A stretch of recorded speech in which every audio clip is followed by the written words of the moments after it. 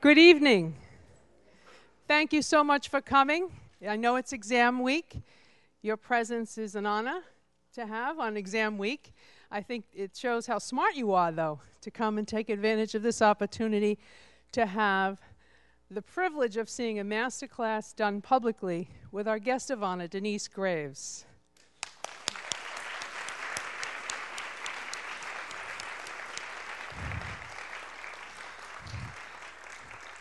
I'm Vita Palladino, and I'm director of the Howard Gotlieb Archival Research Center. You say, what is she there for?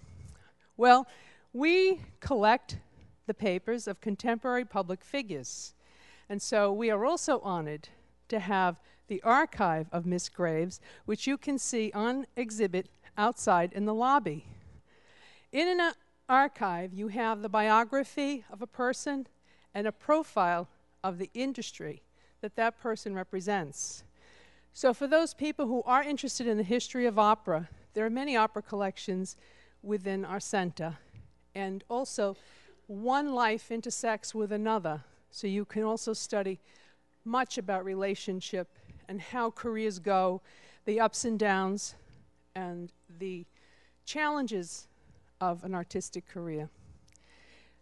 The advantage that we have at Boston University of collecting live people as opposed to the deceased is that you get them to come here and be a role model for our students and also appear to our faculty.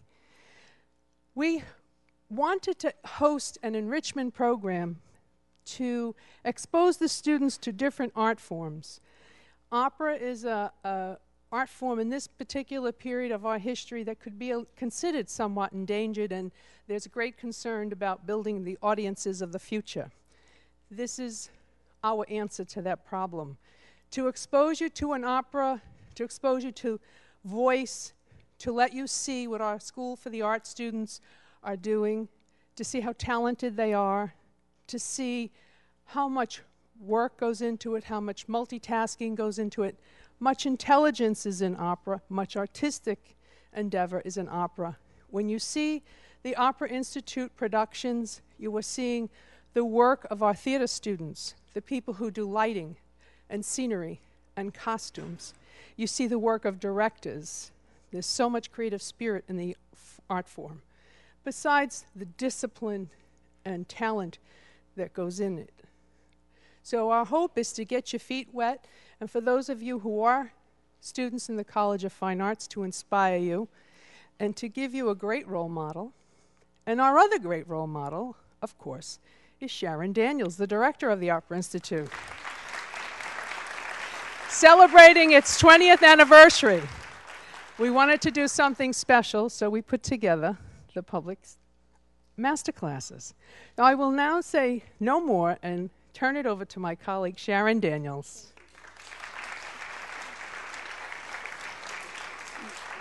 Thank you, Vita, and thank you so much for coming. I don't want to say very much. I just want to say how excited we are to have Ms. Graves with us and how wonderful it is for us to have an opportunity to share our talent that is in the School of Music and College of Fine Arts and Opera Institute with you as an extended community, and to invite you to come back to our productions in February, Postcard from Morocco, and in April, La Boheme, in celebration of our 20th anniversary. I want to just set the logistics for tonight so you understand what's happening. There will be a 10-minute break after the third singer. And Miss Graves, in case you think I'm being terribly rude, she's given me permission to shout her down if she goes over, because she said she will definitely go over. And this is a lot of singers to do in a short amount of time, so we want to welcome you and to welcome them, and thank you very much for coming. Enjoy, and welcome to you.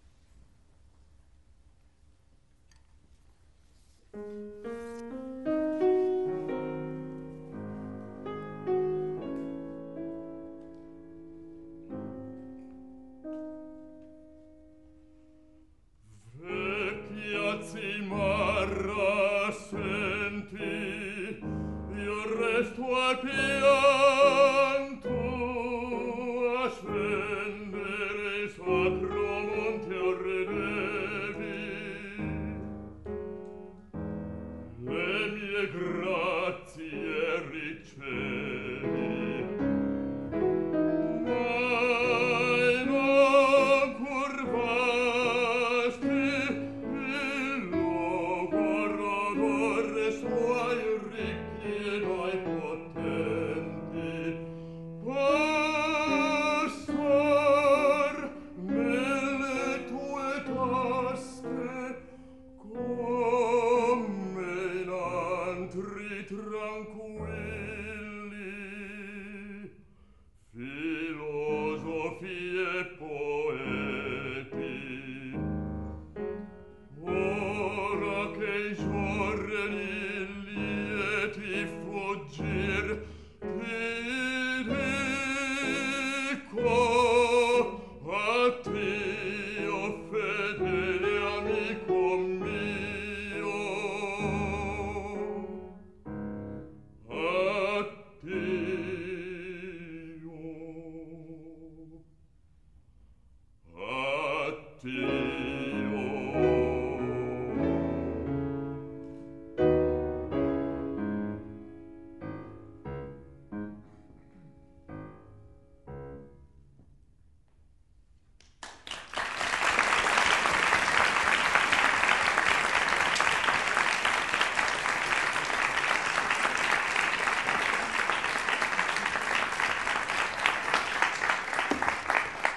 What a lovely voice. Oh, I see that the microphone is working. There we are. What a beautiful voice. What a beautiful instrument. I had the great fortune of hearing you practice just a little bit as I arrived. What I wanted to say is I loved the preparation before you began the aria. Mm-hmm. And what I loved very much is your stance and the way you presented yourself when you first walked in. I say all the time, and I believe that this is true, that you're singing the moment that you hit the stage. I think the second that you come out, people have already formed an opinion about you, what you look like, how you walk, are you confident, all of those sort of things. And I think that you have to be performing the moment you set your foot on the stage. Okay. And you did that. That was beautiful, so don't change anything. That was just wonderful. The voice is beautiful. It's a beautiful voice. Great preparation. It really made me want to pay attention. Mm-hmm. And I think that that's so important because you've got, when you start doing your auditions, and I don't know exactly what it is that you want to do in your life, but when you start doing the audition circuit, you've got maybe 3 minutes. And you've got to, if you've got that long, and you've got to capture their attention immediately. Mm-hmm. So that was great what you did. I would say that you could even afford to take a little bit more time mm-hmm. before you start. Not the exchange that you have with the pianist, but the time that you have to set it up. But it was lovely. Here's what I'd like to say to you, Taisuk. Yes, right. Right, okay. Here's what I want to say. The voice is beautiful. What I would like to see happen is for you to be on your body more. And what that means to me is this. Whoops, do I dare do this? I'm going to get this out. Wait, no, I can't do that. How can I do that? Right. Let me just read what I wrote here. Okay, hang on. I said it was very sensitive. I loved that. It got my attention right away. Get on your body, inhalation space. Take time between the phrases. What I would like to see overall, and I'm not sure that we can achieve this in 15 minutes, but we can certainly begin working in that direction. What I'd like to see are two things. First of all, I think that the voice is already forward. That's beautiful. What I would like to see happen is more space. Okay. That's what I think has to happen. If you just put your thumbs on your back molars there and just try to stretch that space and try to see if you can memorize inside of yourself what that feels like to have that space. Do you understand what I'm saying? Yes, I understand. What needs to happen here, I think, which would, I think, allow the beauty of your voice to even speak even more is to have this space. The voice is already forward, okay? But what I think it needs is this.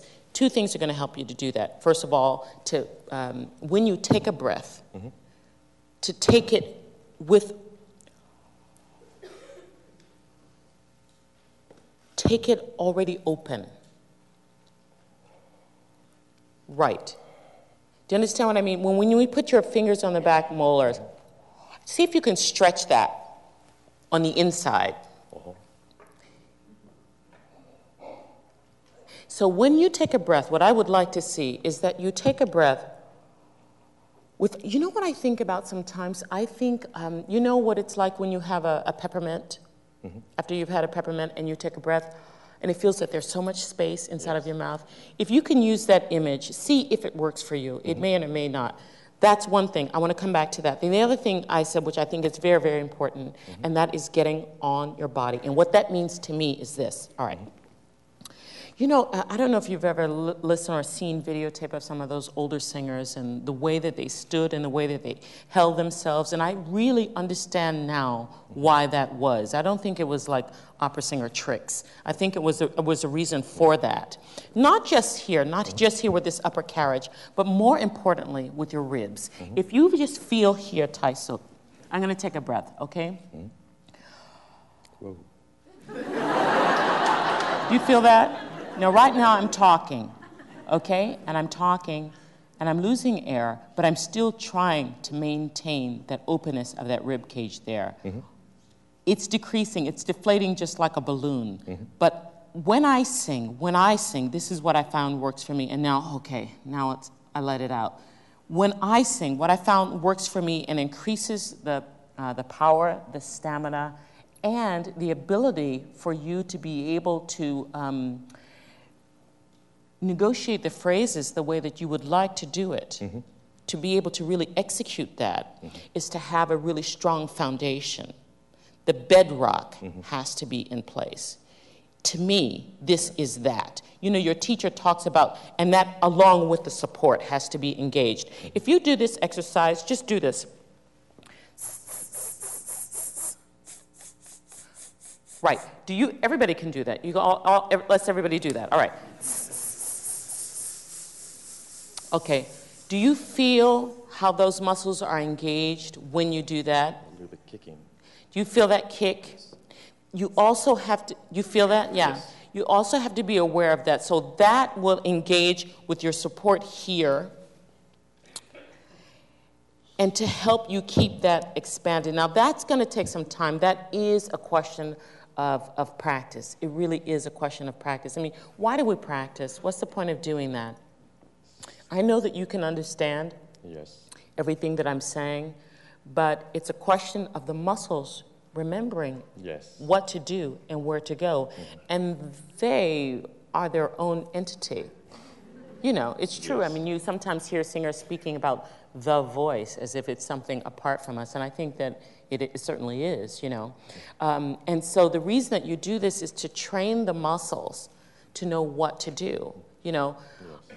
I say all the time, and I think it's true, that I don't think you'll ever be judged on your best singing. No, I think you'll be judged on your average singing.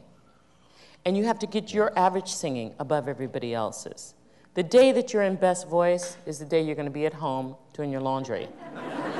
It's true. You know, it's so true. It's never when you have your Met debut. It's never for your debut at Carnegie Hall. And that's the reason that we practice, is to train the muscles to know what to do, because on the day that those things happen, you've got so many emotions and so many things involved that can be distracting. Or that's the night that you have a fight with your girlfriend, or you had too much salt, or it was dry in the room, or you've got phlegm, or whatever those things may be that arise, that happen all the time.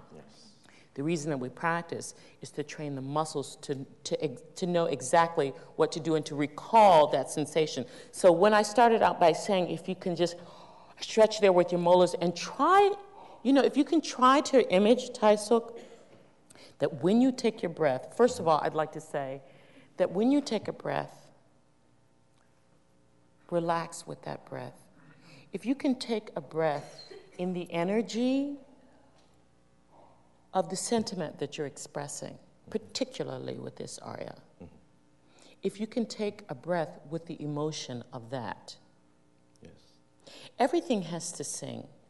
Even the silence has to be a part of it. Your breathing has to be a part of it. Do you understand what I'm saying when I say that? That you must always be engaged in the character and always be engaged with what you're expressing.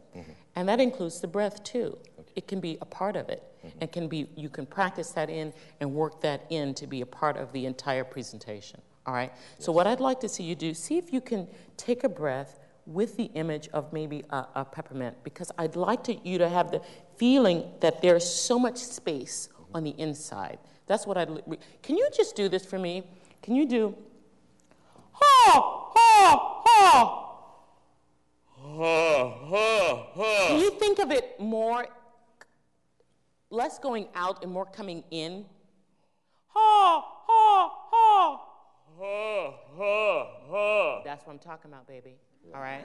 That's what I'm talking about. Okay, if you can we try just the first couple of phrases? What I'd like to see is if you can remember, if your muscles can remember this space. For the purpose of the exercise that we're doing right now, if you can just focus your energies on that, don't worry so much about what, trying to deliver it or try to give a presentation. Just as an exercise right now, see if we can try to do that. Can you do that again? Ha, ha, ha. Ha, ha, ha. That's great. See, your voice has a lot of depth. That's already there. This column, when you went to the lower register, I thought, wow, that's great. It sounds bottomless, right? But this column of air has to be a homogenized sound from the bottom to the top. And that's what I'm trying to do. What is naturally already existing in the lower part, I'd like to try to see you get that in the middle and in the higher register too. The space of that, that's what I'm talking about. The voice is there. It's already forward. It's already beautiful. What I think we can do to make the beauty of the sound come out even more is to give it more height. Does that make sense to you? Yes. Height. So can you just try the first couple of phrases with that in mind? More height. And we'll come back later and we'll talk about the ribs and we'll talk about the support. But for this very second, just try to imagine that there's so much space inside above you. Does that make sense? Yes. It has to make sense. Yes, I'll try. Not even so much outside of your head, but even inside of your anatomy. Inside. When you do this exercise, ha, ha, ha, ha, ha. See if you can feel that. Ha, ha, ha, ha. But don't force it. Don't force it and don't push it out. It's more inward. Ha, ha, ha. Ha, ha, ha. Yeah. I don't want to think about it too much because you're starting to judge it, all right? So just take a nice, relaxed, open breath and think height. Vecchiazzi marra senti, io resto al pianto, a scendere sacro monte ordevi. Breathe. Le mie grazie ricevi. See, something, I think you like the sound of your voice, don't you? Yeah, that's right. It's gorgeous. You should. That's right. It's absolutely important. Le mie grazie. You really leaned into that, and I had the feeling that when you sang that, you really liked that sound. You really liked the part. Do you? Yes. It's clear. It's clear. That's true. It's clear. You know, the stage is a magnifying glass. And I say that I believe that you always have to be sincere. And I believe that whatever it is that you feel is just augmented for everybody, you know? So I could tell that you liked that sound of your voice and that part of your voice. What I'd like to try to do is create that same sense of satisfaction for you throughout the whole of your instrument. That really had a lot of roundness and a great, what I call a great cylinder. Oh boy, already. Oh. Can you do this for me, just as an exercise? Can we sing this, the first phrase, slow, really slower, with the idea, Tae-suk, of it being really inside of this gorgeous face of yours, inside that there's so much space and height above all, height. Does that make sense to you? Because if it doesn't, you have to tell me. I think it's, yeah. Uh-oh. You said you think.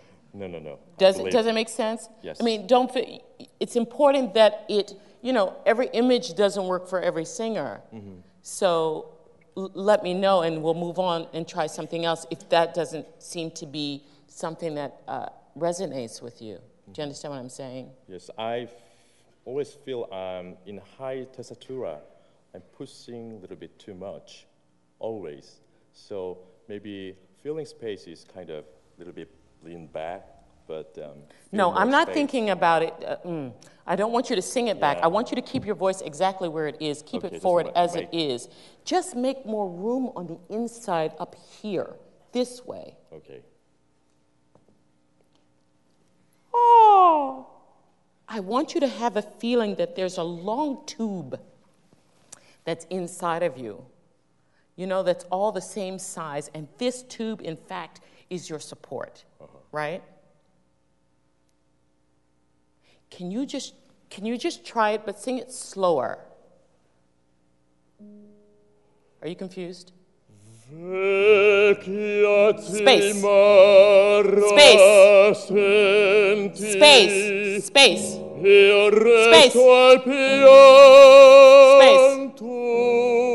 Yeah. Space. Okay, that was better. Some places it sagged, and what I mean by that is it fell out of the line. Do you know what I say? Yes. Right there, it went under a little bit. Yes. Not under in pitch, but out of the line. Exactly, out of alignment. Okay, so what's going to help that, Tae-suk, is what we talked about here. I just want to bring this up, and you can continue the work that you're doing with your teacher, but keep this in mind if it is helpful to you. I'd like to just try to see if you could if you can take a nice round intercostal breath. And it's difficult because you're having to train the muscles they want to collapse, and you have to work against that. And what's going to keep that engaged is the practice of doing that, but also engaging your support. Okay? Yes. Can you just take a breath for me? I mean, I don't know how it is for you when you take a breath, but can you just take a big old gigantic sloppy breath? Let's just see what that's like. Okay, now when you take that breath, can you try to stay connected with the expansion of that and not collapse so soon? Okay? This is something that you gradually have to build because it is muscle training that I'm talking about. Yeah. I feel it's a little bit really cramp on my back. You feel a cramp? Yeah, that's right.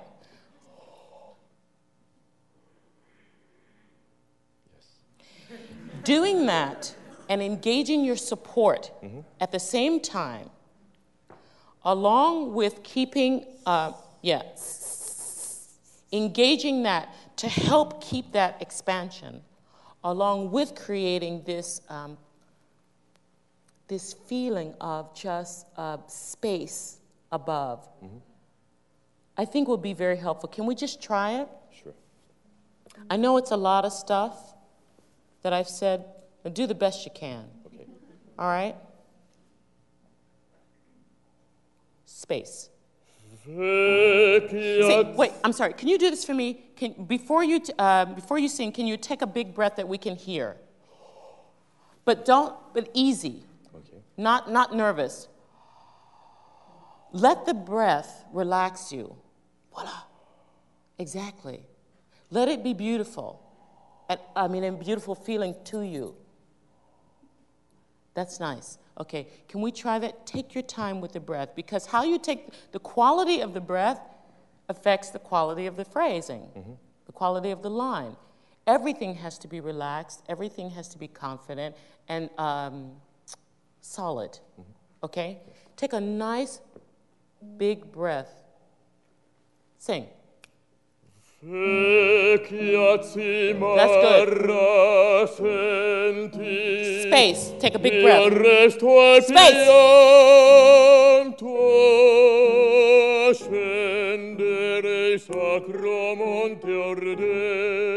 Good breath. Good breath. Relax. Space. That's nice. Good breath. Space. Space. Support.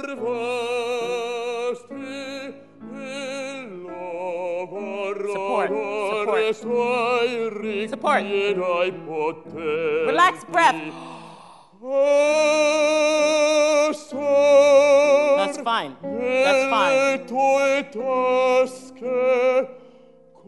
Good for you.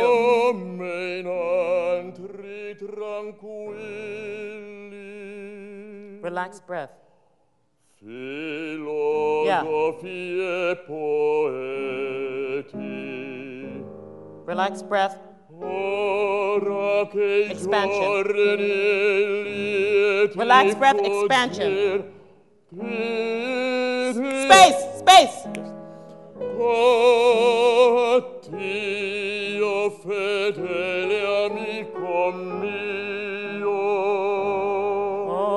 Space.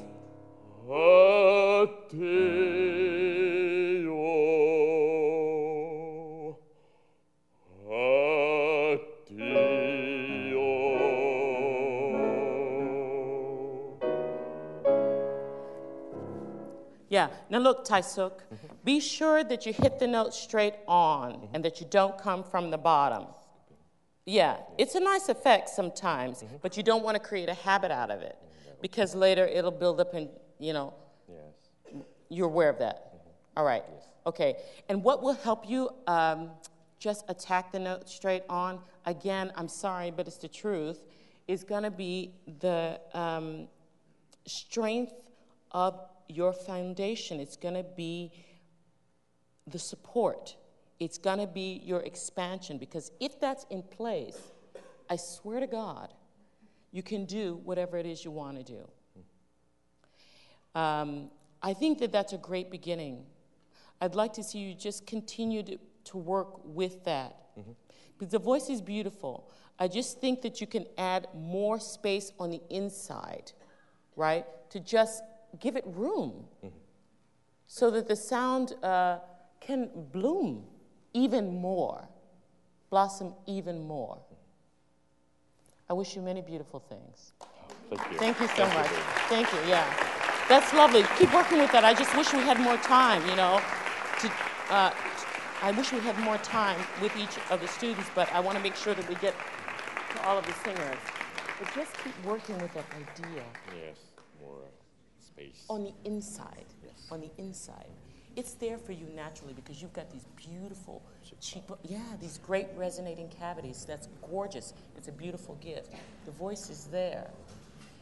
I'm just trying to suggest something that I hold with how the beauty of it comes out even more. Voilà. Thank you.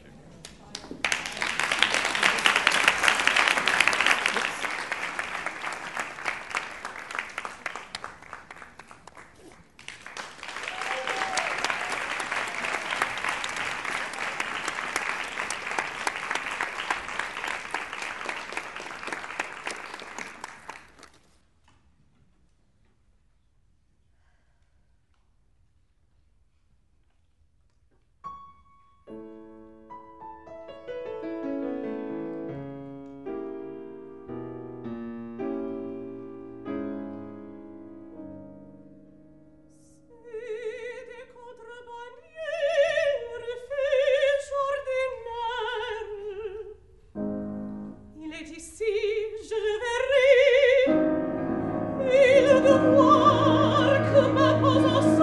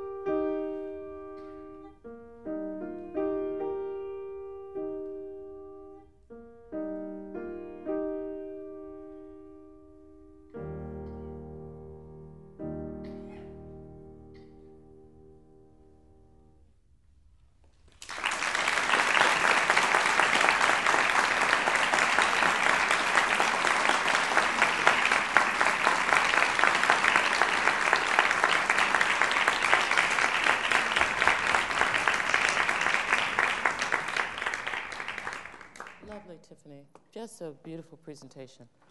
Such a pleasure, you know. I understand that you understand exactly what you're singing about and what's going on. It's just wonderful.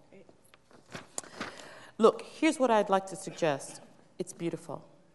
It's a lovely beginning. It was a beautiful presentation. It was very thoughtful and it had a great amount of pathos, and I thought it was wonderful, okay? Thank you. I thought it was much more beautifully sung than a lot of the Michaelas I've sung it with, so, but hope nobody's here. Be careful. Look, at the end, I see that you became braver. Mm-hmm. One of the things that I thought that maybe would be helpful is that in your effort to communicate the personality and the emotion of what this woman is feeling, in your effort to do that, don't imprison your own body. Mm. Okay. Right? Right. What you're doing is very sweet and very tender, mm-hmm. and I could feel what you were feeling, mm-hmm.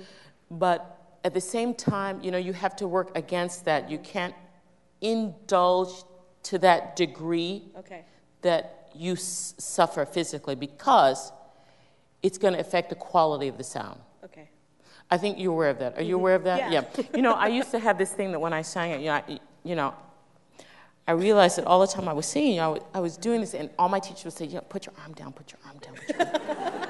And I start singing, you know, whatever. And then finally I had a teacher one day who said to me, Denyce, obviously this thing wants to happen. Yeah. It wants to happen. So allow it to live. You know, everybody said, don't do it, don't do it, don't do it, don't do it. And finally one day somebody said, do it, but do it all the way. If it's going to go like this, then let it go all the way like this, you know? And I think that that's important. That's the same thing that I'd like to say to you, is that sometimes I felt that in those moments of great tenderness, yes, that you imprisoned yourself, right? And it affected the sound, okay? But not so much, but just so that you're aware of that. Careful. I would like to say, too, that I'd just like to see two things.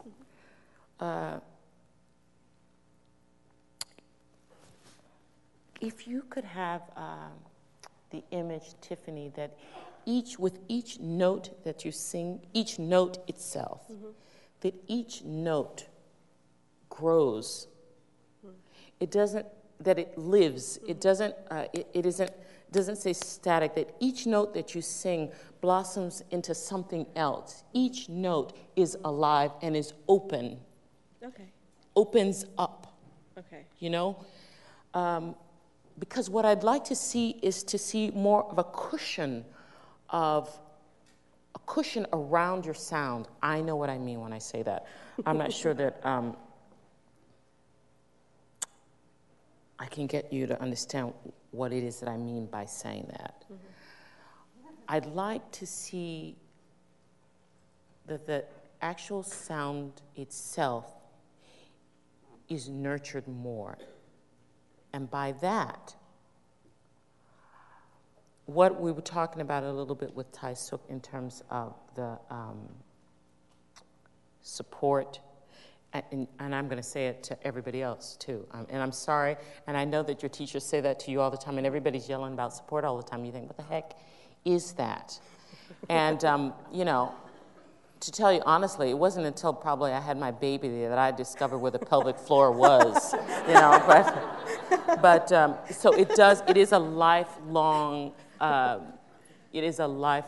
study and practice that, you know, it may not happen. Today could be the beginning of the relationship that you will have with your body and with that idea of leading with your support, leading with that.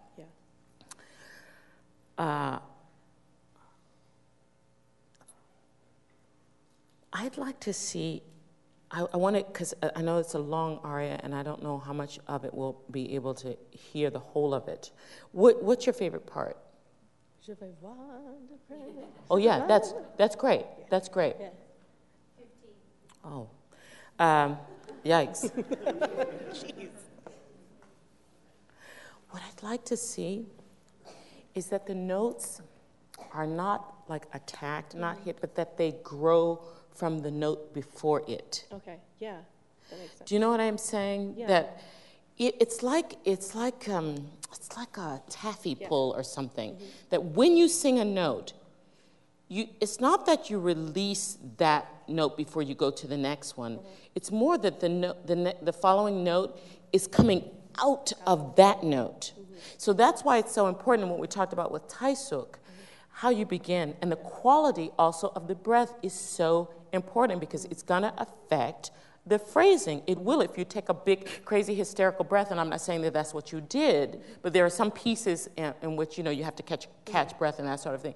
It will affect, if you get a nice, relaxed, calm breath that's stable, you will be able to control the phrase more. That's just the truth. It is the truth, okay? Good. So what I'd like to try to see, we can go back to this section in the aria, is that for me it feels like I don't know any other way to say it, it feels like a long, this is a wrong thing to say to a singer, okay? But it feels to me like a long scream or something like that, where there is a continuation always of sound. That's what I mean to say, that the sound, Tiffany, never stops spinning. If you change from one note to the next, you don't leave that note, drop it, and go to the next one. Everything gets born out of the first note that you took. And you allow the sound to, you nourish that sound with your breath, right? And think of every note that you sing as opening up and growing into something more beautiful. And love it. Love it. I know you say you love that phrase. Let's see you love it. Okay. Because you have the great challenge of, there are lots of many other sopranos of that file. Don't think about that. Don't worry. Just sing. That's right. Just sing as beautifully with your whole heart and with your whole conviction as you can. Right? Okay. So can we try that from that section that you like so much? But when we do this, what we're going to do is make sure that we get a nice, relaxed breath. I asked Placido one time. I said, when you go for the top, what are you thinking? He said, honest to God, Denyce, I just hope for the best. I said, you didn't just tell me that. I know you didn't just tell me that. Anyway, I don't believe that. I know that there's a great amount of thought. I believe fear is present too, but I believe there's a great amount of thought that goes into that when you guys, particularly you guys that are out there in the stratosphere like that. But what I want to say is that be sure that you start it. I cannot speak more about this support thing because it is everything. It is everything. And continue to work with that. I have so much to say. Okay, we're going to start that phrase that you like. Here's what we're going to do. We're going to make sure that we get a nice, relaxed breath. Okay. See if you can allow your body to be a reflection of your thoughts, your vocal thoughts, not the character at all, your vocal thoughts about each note becoming alive. See if you can marry what's happening physically with that idea. Okay? Yeah. And think of every note that you sing, each note. I know you have to think of long phrases, but for the purpose of what I'm hoping that we can demonstrate for you with your particular sound, think of every note as growing. It's going somewhere. Right. It's alive. Okay? Okay. Can we try that? Good, nice, relaxed breath.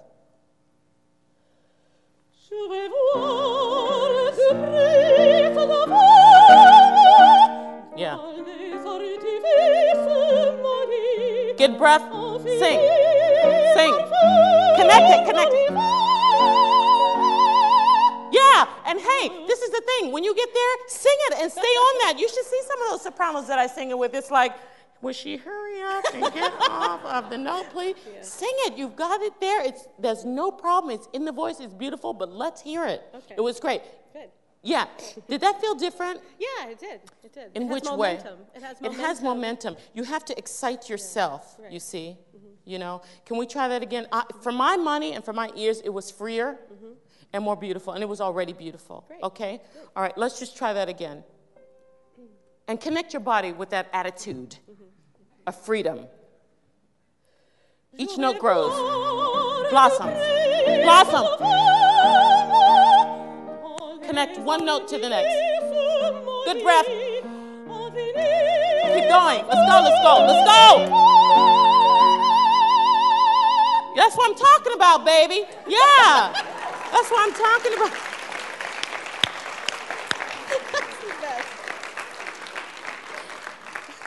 Now, I'm sorry. Can I get a witness? That was glorious. That was glorious. That's what you have to do. You're a soprano. You've got those notes. It has to be there. You've got your 3 minutes when you walk in to do your audition, and you've got to knock there. You've got to make them believe and know that they've never, ever heard this aria sung until right now, that you are composing it, you are creating it at that moment, and love everything that you... Didn't it feel great? Oh, yeah. Because it was free, right? And you were freer, right? And I know that probably also the first time, you know, had you maybe sung it again without my saying a word, maybe it would have been like that as well, too, you know? I mean, who knows? Because in the beginning, it's just, you know, it's nerves and we're in this situation, that sort of thing. But if you can just keep the idea in your mind of every note blossoms into something, even though throughout this blossoming process, there is an inner core that constantly spins and connects one note to the next, and they are not separate. Basically, what you're doing is singing vowels, that's all. You're just spinning air, and you're just putting the consonants on them as you go along. But that's the idea, so that you don't, when you arrive at the top, that it isn't punched, but it grows out of the note before. It's not, that's a, you know, but it comes out, you know, it comes out of that. Right. And that's what makes it beautiful. That's what makes it easier for you and on the voice, and that's what's going to make the voice last forever. I hope that I have the great pleasure of seeing you sing this role someday. Oh, just lovely. Thank you so much.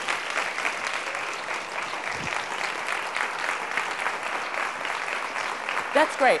And the top was great, and it was free, and that's exactly the way you got to do it. Thank you. Lovely. So much. All right.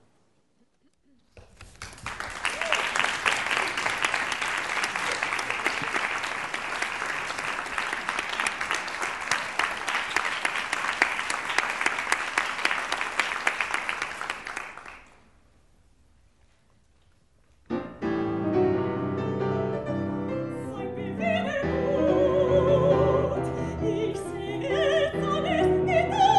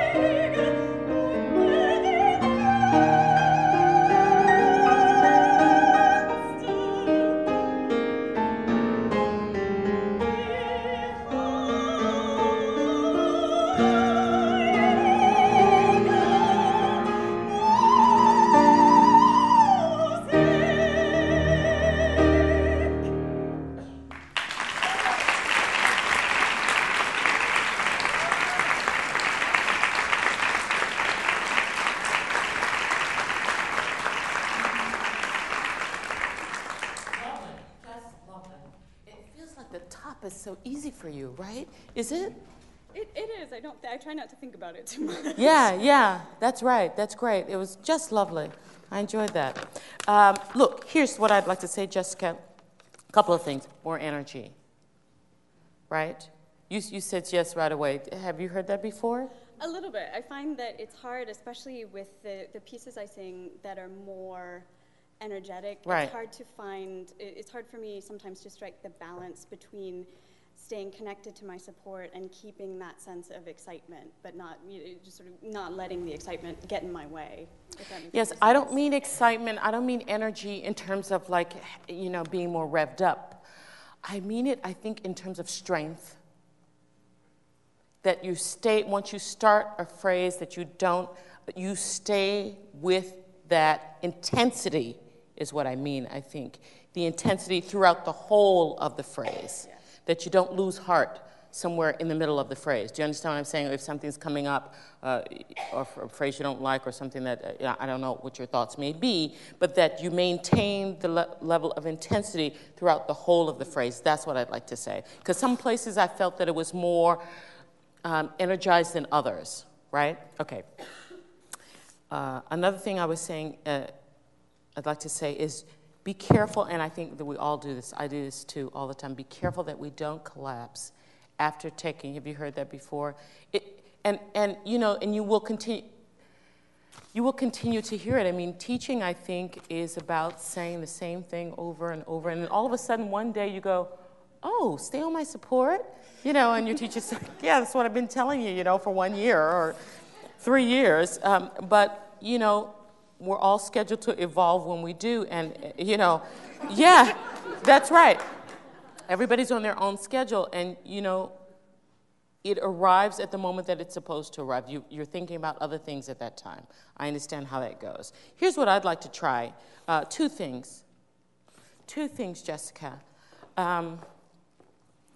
What I'd like to see, with Taisuk, we did in the beginning this hissing thing. What I'd like to see is if we could take one of the longer phrases in particular and just do a sustained hiss on that phrase. If you'd be kind enough to just play her line, because this is an exercise of building, an exercise of endurance of the breath, right?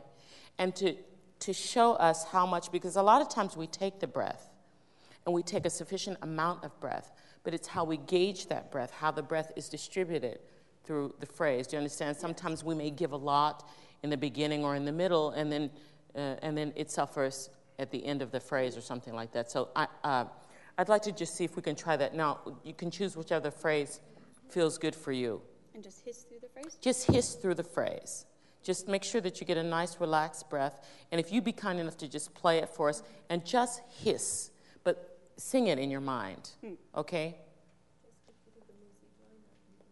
Musik ist eine heilige Kunst.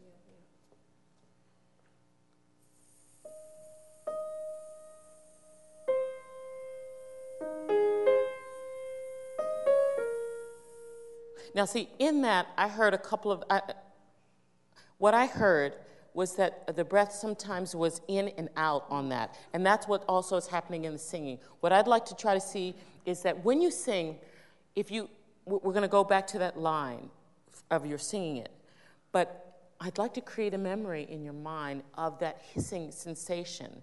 And that would also help you too, dear heart. I'm sorry, I forgot your name. Tiffany, that's right.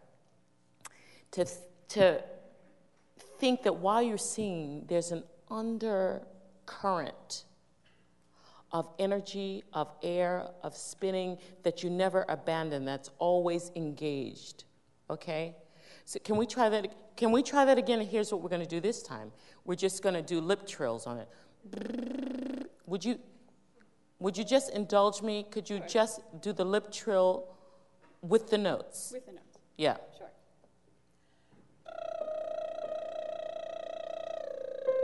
Good. That was very good. That was very good. You want to know why it was very good? Okay, because, I'm going to tell you, because the intensity stayed the same, and I felt that the distribution of the air was even throughout it, okay? And that's what I'd like to see us incorporate into the singing. Now, I think I'm always going to talk about space, and I'm always going to talk about support. And you've heard what we've said with Tiffany and with Tai Suk. So we can save ourselves a little bit on time there if you would remind yourself to engage all of those things, okay? Now, what we're looking for in this exercise right now is the distribution of the evenness of the air distribution, okay? Can you try that? Sure. Be sure that you take a nice relaxed breath. Be sure that you engage your support, and please be sure that you have enough height. I think maybe for the women that's maybe an easier concept to grasp than for the men. But if you can, this exercise that we did with Tai Suk of if you can really feel that there is space around you. And, Tiffany, I started by saying that we didn't have time to get into it. What I would like to see is a cushion of air around the sound. What I think of, Jessica, what I have in my mind, feels like a dome of a cathedral or something, and that, let's say that this is the dome, and that for me, this is the image that I have in my mind, that the note is spinning there, but it has to have this space above in order to have the overtones. If it was too close here, if you don't have enough height, as we were working with Tai Suk, you don't get the full beauty of the sound. You just don't. And it's easier also. It's easier on the chords, it's easier on the singing. It will make the singing much more effortless, okay? Now, I've said a lot of things. Do you understand what we're going to do right now? I think so, yeah. Do you really? So we're going to sing the text, and then we're going to sing the keep text. That same idea of the consistency of the airflow through that. That's right. And if you can sort of remind yourself of this hiss going through, if you can, while you're singing, I know you have to divide your mind in a lot of places, and I'm sorry, that's the gig. That is also a part of it being able to multitask. But for the purpose of the exercise of what we're doing right now, if you can take a nice relaxed breath, make sure that you engage with your support, and see if you can remember just in your mind this hiss sound, so that you try to distribute the breath evenly throughout the whole of the phrase. Okay? Musik ist eine heilige Kunst.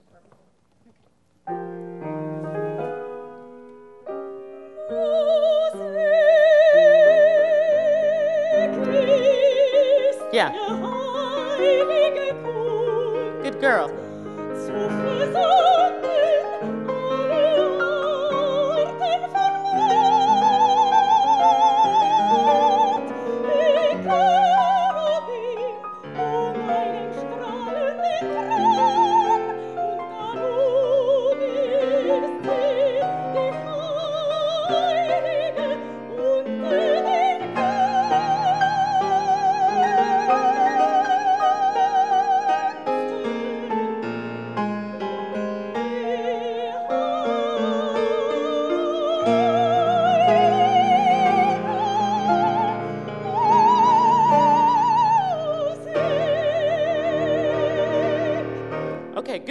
Good for you. You want to know why I wanted you to do that exercise? Mm-hmm. Is because I think that doing that exercise helps keep the sound more homogeneous. When I was talking about the distribution of the air, sometimes some things get, more air than others. And if you can keep it even like that, it keeps the sound steady, and it keeps the sound equalized, okay? That was lovely. Now, here's another thing that I like to do, if you would just indulge me with this, particularly when we're going to the top. If you could practice, see how this works for you. Work on this with your teacher if it resonates with you. To do octave jumps, right? Yes. Right. And to see that you maintain the same quality.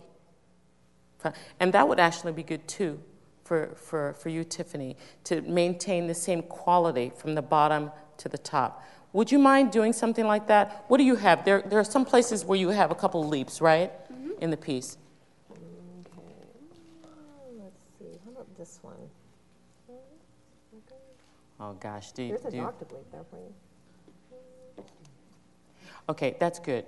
Is that good for you? Sure. I mean, you don't want to just. Can you just jump out? Can you just do before we do that? What I'd like to do is to like go from F to an F, F sharp, and then go a little bit higher. Do you mind if we just do that as an exercise, Jessica? And if we could use because it has more space. So do you understand what we're going to do? We're going to do an octave jump, right? Just like that, yes. And we're going to, would you help us? And we're just going to go, we'll go until he, what does she have when? Okay, right, so if, yes, right. Great. Now, can you do this? Can you slide, just scoop and slide, and everything that I told you not to do, Taisuk? Can you just do a big slide so that you have the feeling that you're singing all the notes in between, okay?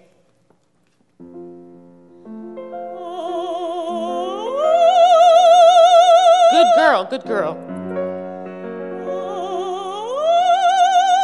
Get a clean start. This time, can you slide a little bit more so you don't miss any notes in between?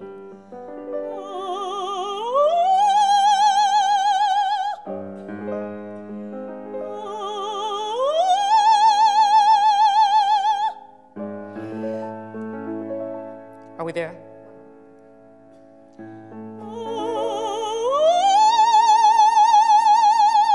Now, can you go from the top to the bottom? Sure.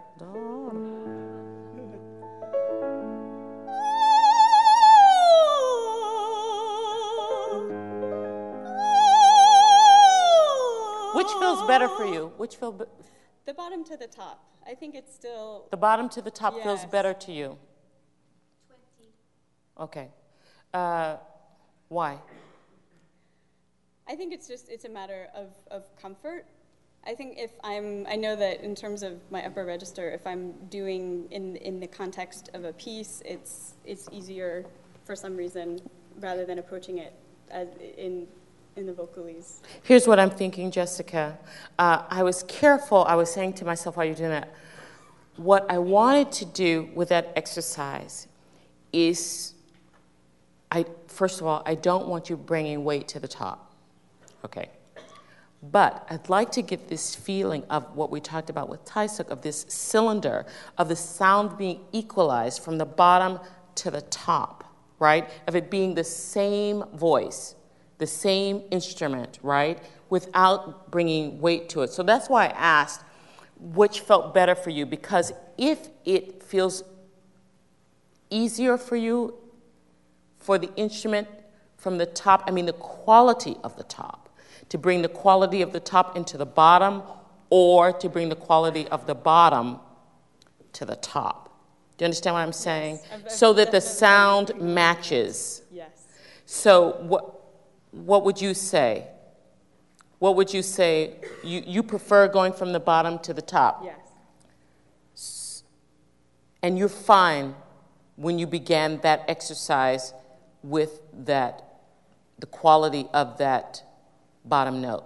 What I'm saying is that it didn't feel too heavy for you, or it didn't feel, okay. So then what I'd like to try to see is if we can get the color of that. I don't want you to manufacture anything. I just would like to see the sound be more equalized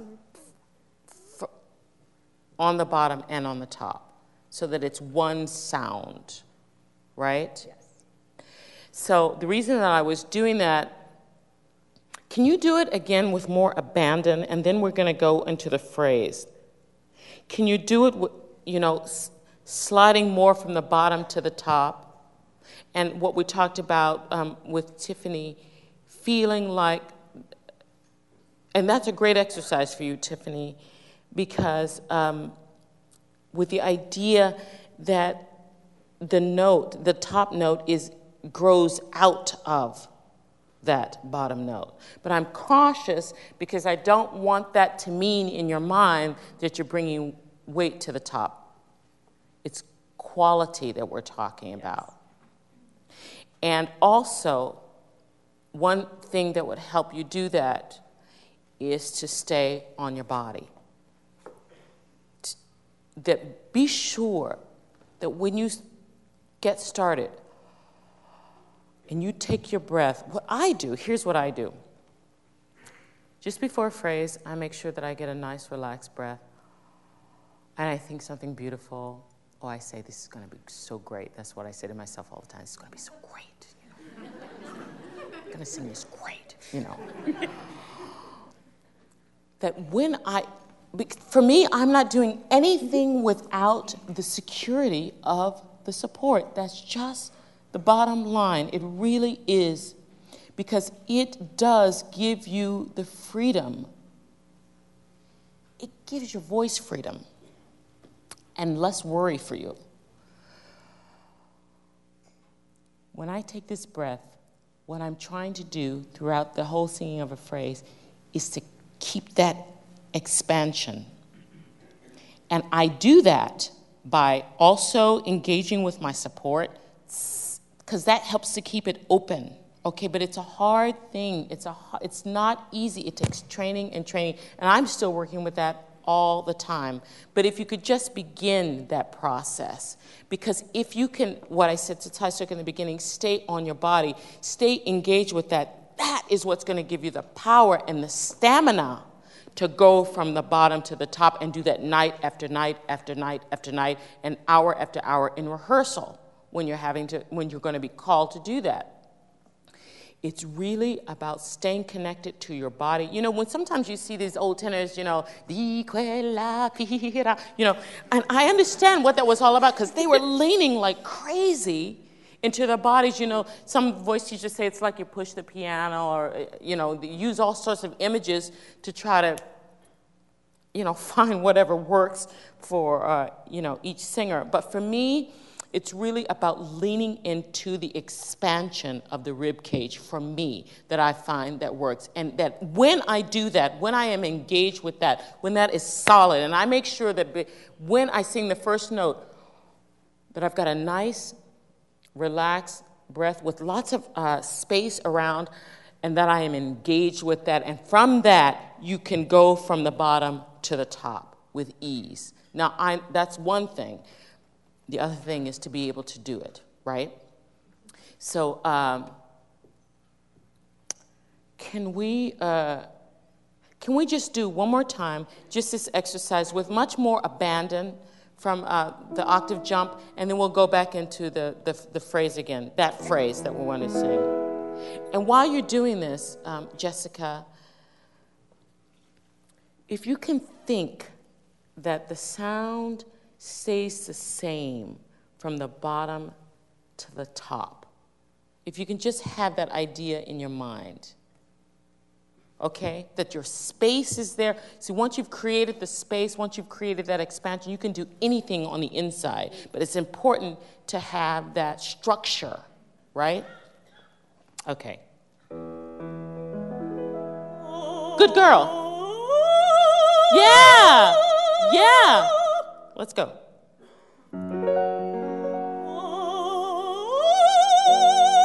Yeah.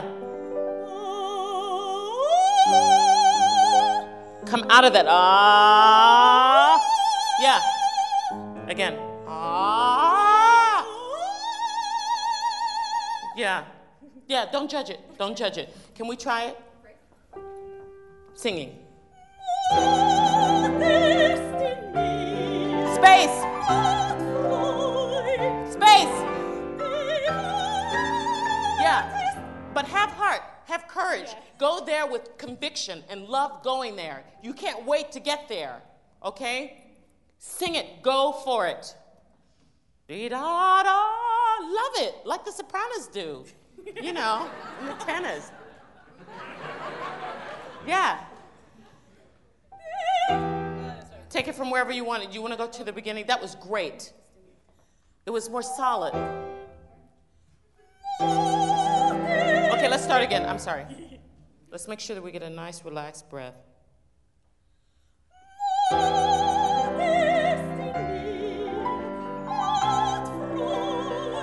Love it, love it.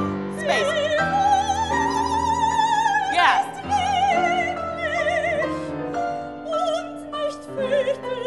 Spin, spin. Good, that was good.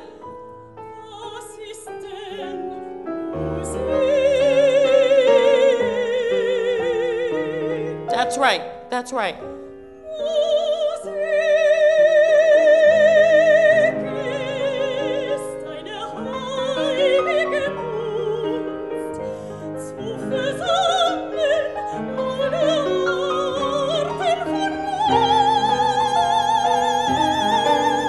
Love it, Jessica.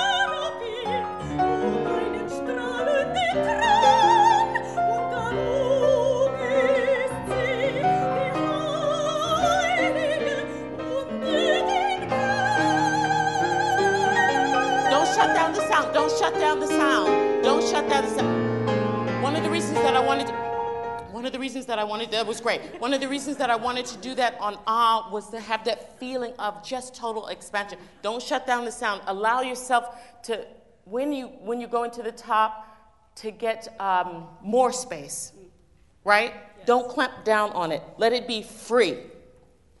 That's an easy thing to say, right? Right. But that's it. Right? Yes. And it was just more even, and it was already beautiful. Now, here's one thing I want to say.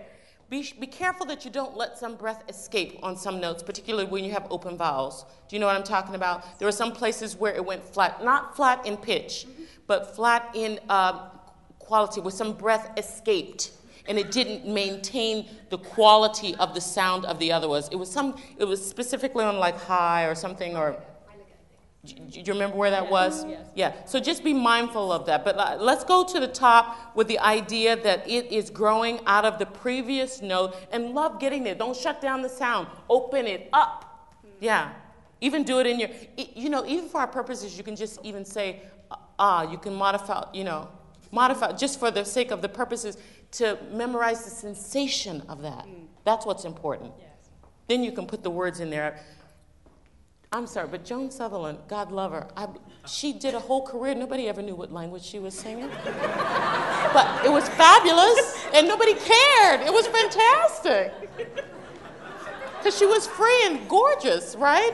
Yeah. It's like, is that German? Is that Italian? Who cares? Nobody cared. All right? Can we try that? Where do you want to take it from? Yeah, and this is the thing. Above all, you have to love it. You have to love it. If you don't, nobody else will. As we were saying with Tai Suk, the stage is a magnifying glass, and people can, we sympathize with you. Sometimes when you did it the first time, I could see sometimes like, and your eyes would go flat. I thought, she just was thinking about what was coming up, or thinking about or analyzing what she just did, and all of those things are very clear. So just stay with it, Just love everything, that you love your voice, love the singing of it, and that energy and that attitude will help you stay open. Jessica, is Be Caribbean better? Sure.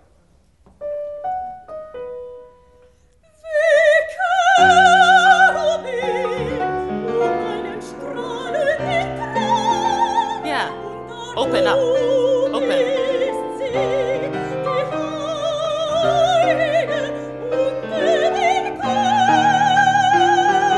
Keep spinning.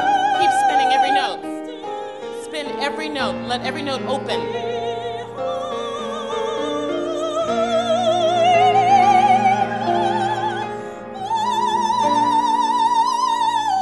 Yeah, but do it more. Do it more. That was great. It was so gorgeous, and it had a beautiful bell on the top, but do it more. Now, be careful of the high, because the high gets a little bit, it just falls out of line a little bit.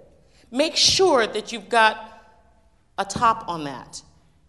Do you understand what I mean when I say that? Oh, yes. That it doesn't come out this way. Make sure that it still has a dome on top of it, even though it's an open vowel, right? Now, that was so beautiful at the end. Do it more. Okay. Hang on to it longer. What's wrong with you guys? Yeah, we were talking about the same thing with Tiffany there. Sing that. Yeah. All right, here we go. Last phrase? Okay, let it blossom. Love it. Love the sound. Spin. Yeah. Yeah, exactly. Stay with it.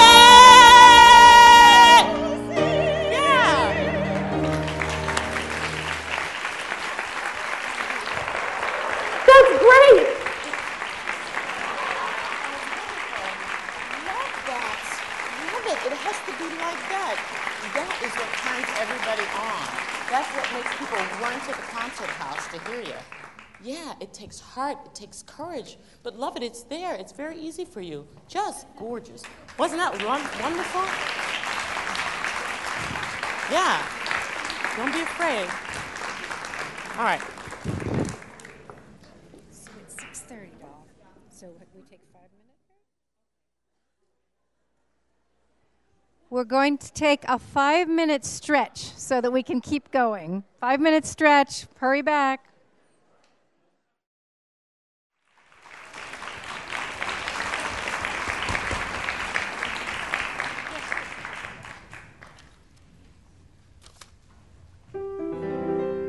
Hai già vinta la causa. Cosa sento? In qual laccio cadea? Helfmi, io voglio di tal modo punirvi. A piacer mio la sentenza sarà.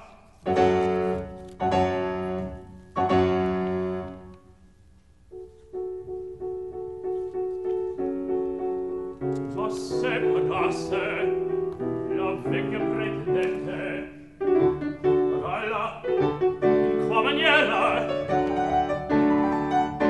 e poi di Antonio che all'incognito figaro ricusa di dare un nipote in matrimonio.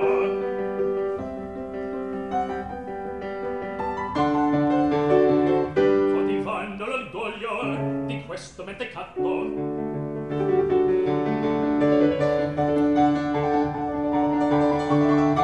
tutto giovan raggirò,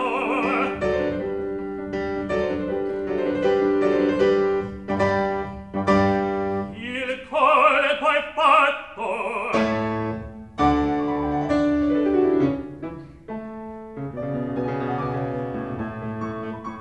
vedrò mentr'io sospiro felice osserva mio.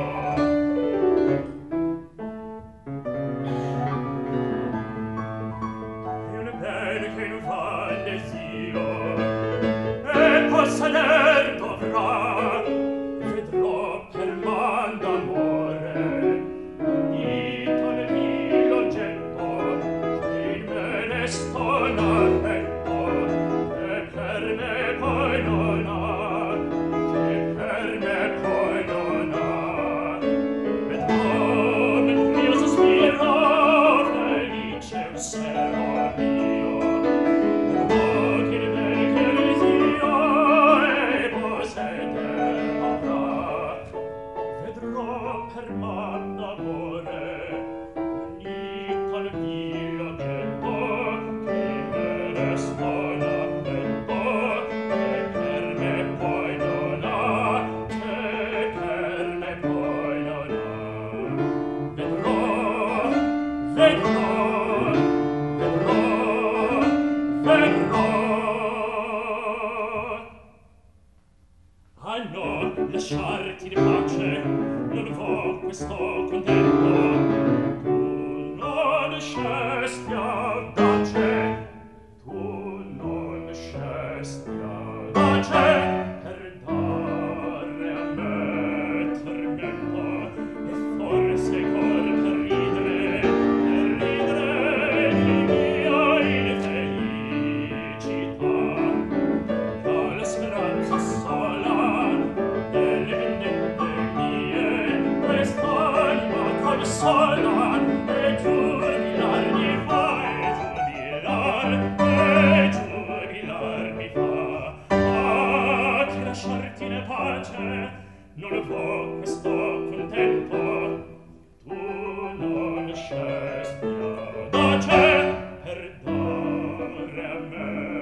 tormento, forse cor per ridere di miei felicità. Tra l'esperanza sola delle vendette mie, quest'anima consola e giubilar mi fa, e giubilar mi fa, e giubilar.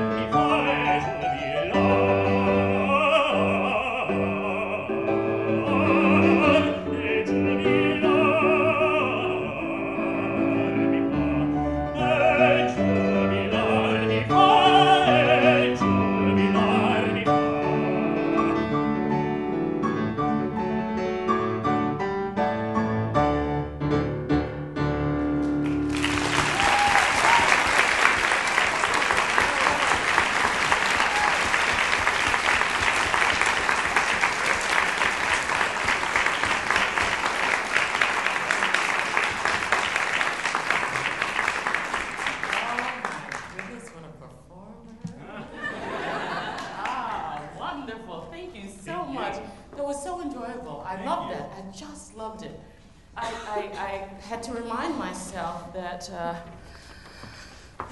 I had to disengage and not become an audience member when I was listening to you. It was just so much fun and so engaging. And, Thank you. And I loved it. Thank you so much. You're a beautiful, beautiful artist. I'm sorry, I was also thinking, I had this joke in my mind while you were singing. There was, there's a wonderful singer, I don't know if you know her, her name is Rosa Vento. And you know Rosa Vento? She primarily, I guess, made her, she's an American singer, but primarily made her career in Europe. And she was in Vienna at the Staatsoper forever. And for some reason, I think it was once at one of the opera camps, that her name is so musical, they invented all these, they took all of these arias and put her name in it. And there's so many of them, there are like 20 of them. And one of them is this. Oh, really? Hai già vinto la causa, Rosa Vento. So anyway, I was thinking about that. But anyway, look, here's what I want to say. There's some great ones. Non più mesta is fantastic with her name in it. And it works all the time, I don't know why. Look, here's what I want to say, Joseph. Just yes. Beautiful, beautiful, very, very thoughtful. I mean, very engaging. It was just a real pleasure. Here's what I want to say. The purity of the vowels. Sing the vowels longer, particularly when you're in the recitatives. Right. When you have a short note, still sing the vowel, because what we want to hear is the quality of the sound. Right. It's that's going to connect it, particularly in the recitation. And throughout the whole of the aria too, mi-ya, particularly there was one part where you got to mi-ya. Sing the vowels more. Okay. That's what I would like to say.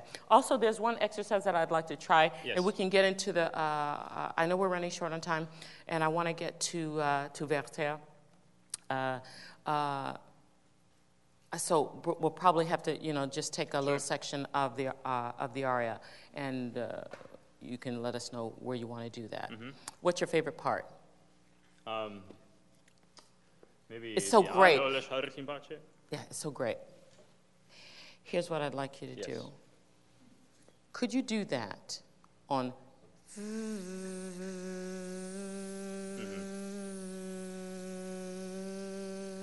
It's a little bit like what we did with the hissing with Jessica, except you're going to add sound to this, and you're just going to do the V sound.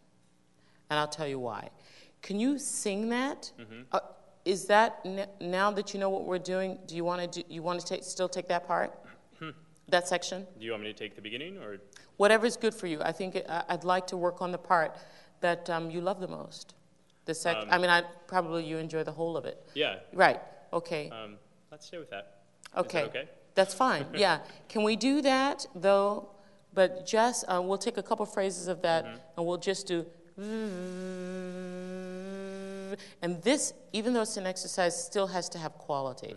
So when you still do it as an exercise, make sure that you still get a relaxed breath. Make sure that you're still engaged with your support. Voila. Make sure that is a continuous stream of air throughout that exercise.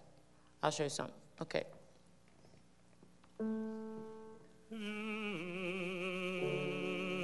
And don't feel that you have to sing that so much. Don't feel that you have to sing it so much. Yeah. Okay. Don't feel that Just it has kind to of be so slide through it. sung. Yeah. Do more V.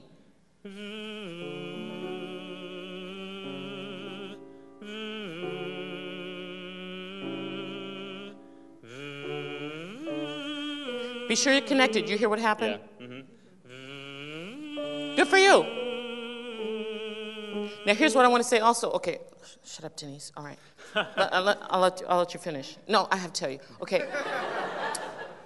Be sure that when you're coming down, particularly when you're descending, that because you're descending, you don't let the support and everything collapse because you're going down. In fact, you have to sort of think of it the other way. Exactly. Engage. Don't let that sag in your energy. Okay? Yeah, can I?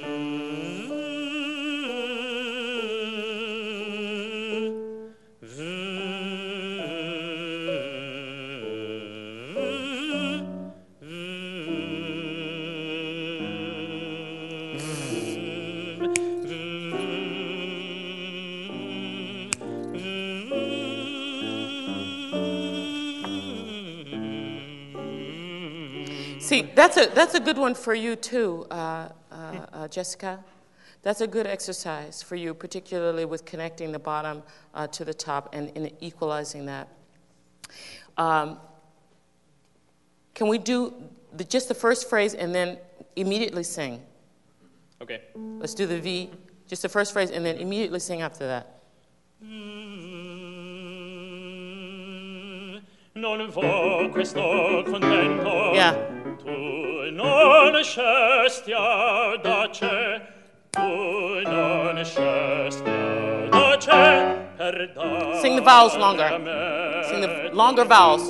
Yeah, good for you. forse cor per ridere, Longer vowels. per ridere di mia infelicità. Yeah, but enjoy that more. Now, here's why I'm going to tell you why I wanted to do that, because I wanted to steady the sound with that exercise. And I have found that for me, yes, tell me, that can steady the sound. So it's the same as doing the S's, where using the same amount of breath throughout the phrase?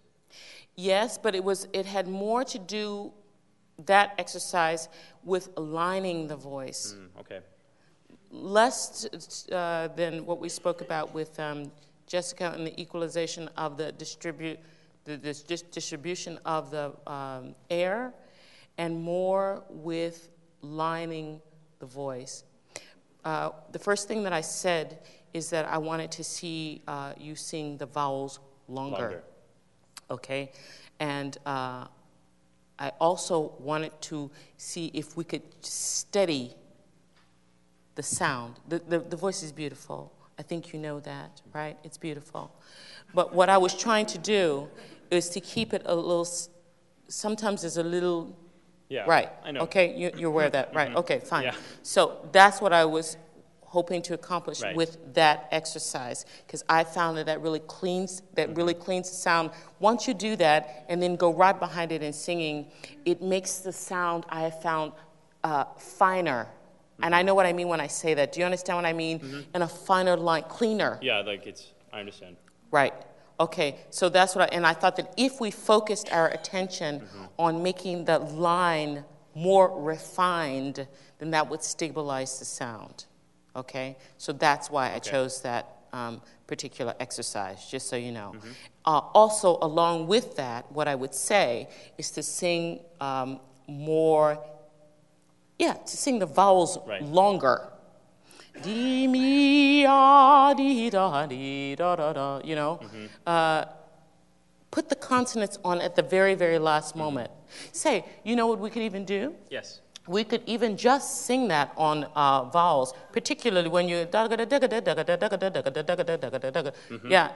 end. But we can take this part, whatever, your favorite part, and just do it on vowels. Can we try that? Yes. Okay. But we're not going to forget what we've just done. Right. We're just layering. Just layering. That's right.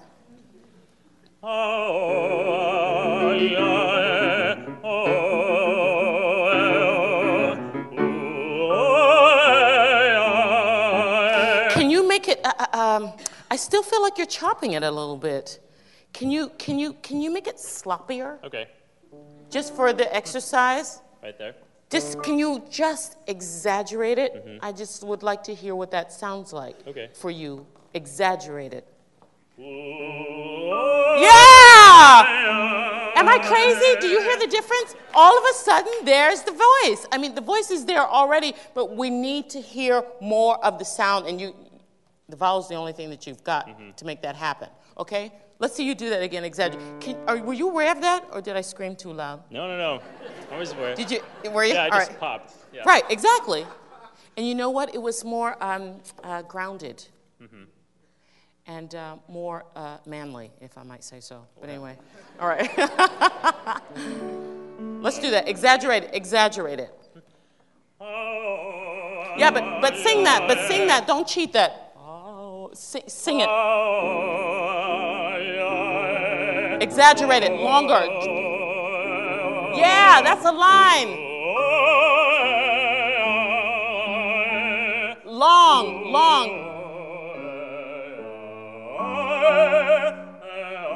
Exaggerate it, Joe. More.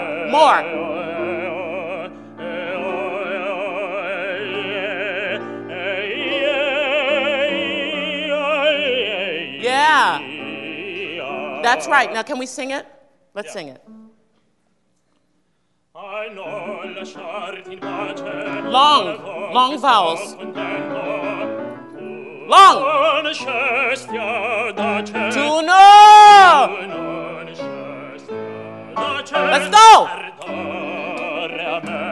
Yeah. Long vowels. Mia. Cheetah. Look at it. Yeah. Long vowels. Here. Yeah, good for you.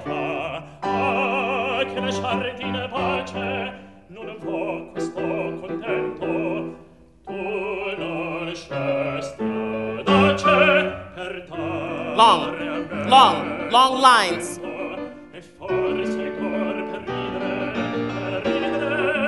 Via infelici.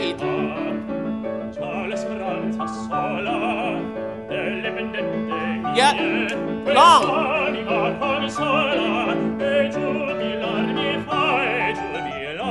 Long lines.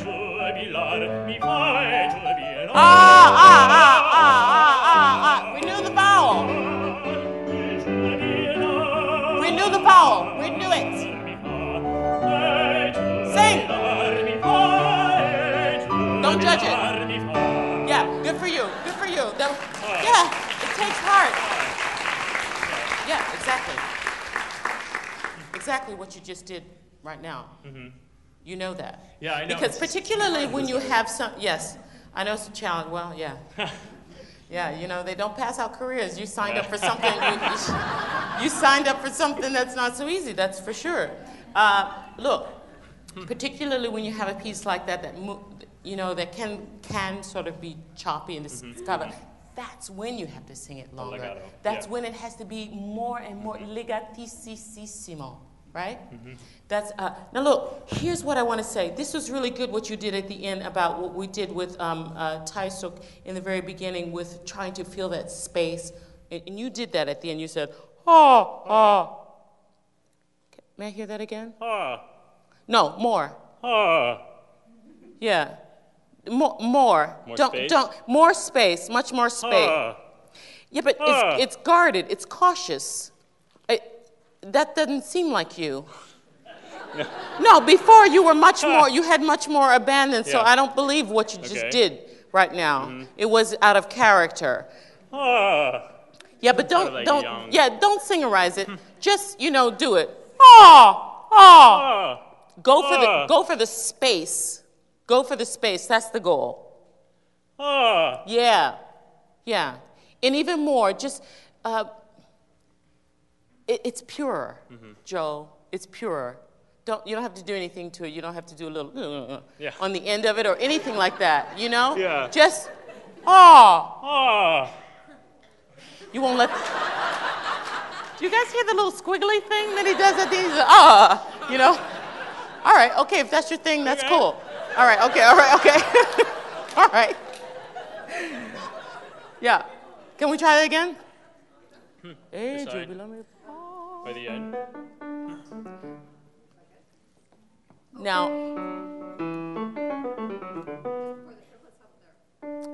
I just really want to try to get this feeling of the space inside.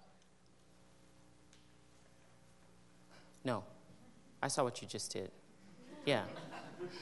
It's just pure. Oh. Ah. Yes. Oh. Ah. Yes, dearest. Yeah. Oh. Ah. That's it. It has to have this quality, this easiness. Now, along with that quality, we want to get it a little bit higher. Okay? Can we try it? Oh. Ah. Yeah. Yeah. It still can be higher in the inside. I hear it. Ah. Okay. All right. All right. Is that a squiggle? A little bit of a squiggle. Yeah, all right. I love you for it, though. I think it's great. Yeah. Can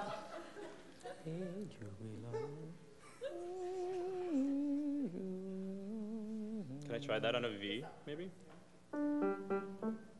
You could try it, but what I think, if you just maybe did the whole of it on ah.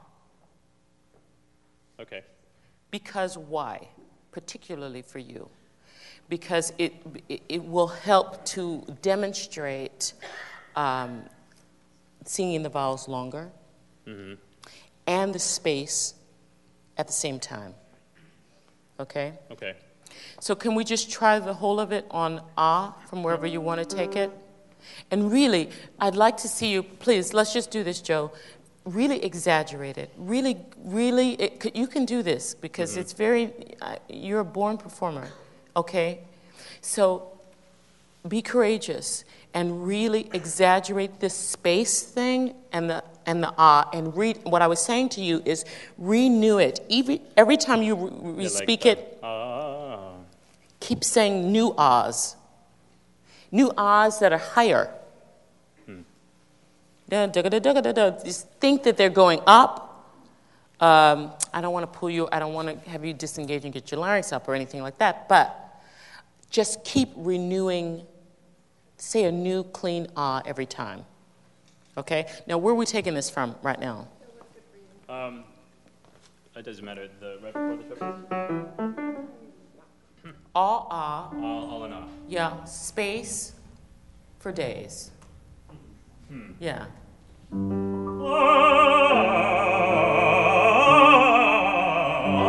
Ah.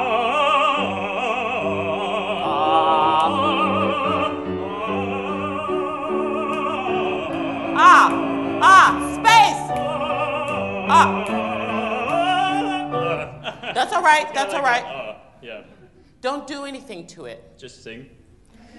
Yeah, just sing. I see before you start, you do like an adjustment and a thing with your tongue and everything on the inside. And I would just like to try to strip away some of that I think is unnecessary. Yes. Your voice is glorious. You're a beautiful artist. And it doesn't have to be as complicated. It's hard. It doesn't have to be. Yes. What I'm hoping that I would say, something that will bring a little more freedom. So we just keep trying, but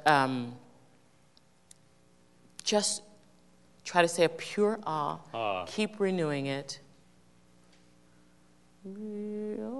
Can we just do it? Can we just take the mi fa? We can even take it lower, maybe. And as we did with Jessica, let's just do from the bottom to the top, okay? But scoop. Scoop, slide. Yeah. So that, the reason you're scooping, you're not going to do that, obviously, when you sing, but the reason that you're doing that is that it's all connected. Absolutely. Oh. See, but it wasn't the same. It wasn't the same, Joe. You did something. You know the little thing you do? Yeah. You did it a little bit on the note. And what I'm trying to do is get you, wherever you start, stay there. Stay with the purity of that. All ah. Don't do anything to it but saying ah and keep your space. Better, even more. Ah! Yeah, don't judge it though. Ah! Yeah. And you can do it even more. You're very cautious. I see you now. Yeah. No. It's not that. You try to fake me out, and you try to give the illusion of freedom, but I see what's going on. Okay. I got your number, Joe. Okay. All right. Okay. So, but let's let this be sincere. Okay. Just have heart, all right? 30. All right.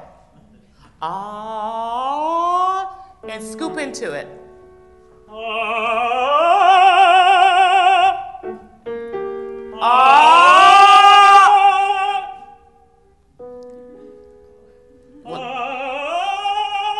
Oh, what courage. Very good.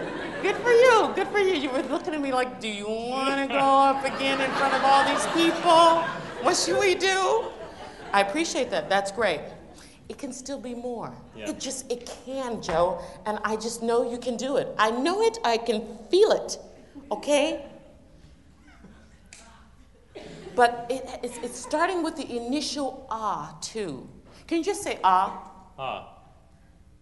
Ah. Yeah. Ah. Ah.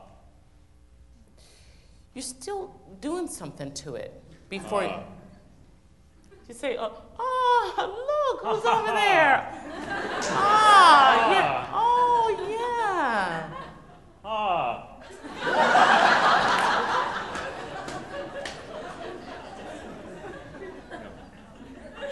It's getting there. It's getting there. I think it's a question of trusting. Yeah. I think it's really a question of trusting. And I'm like that too. When I'm singing, I feel like I've got to do all this stuff to the note, you know, to shape it a certain way. But honest to God, if you just do it simple, you don't have to do anything to it. And it could be just, you know, a habit too. Mm-hmm. But I just would like to see if we could just get it. Okay. Can we just try? Yeah. Let's try, Joe. Okay. Joe! Come on, all right. You want me to just ah? Yeah. Ah. You know, think of like it's like a cry, or that's what I was saying with Tiffany. It's like a keening. It's like a moan. It's It's like what we talked about with Tiffany. It's like a taffy pull. It doesn't separate itself. It's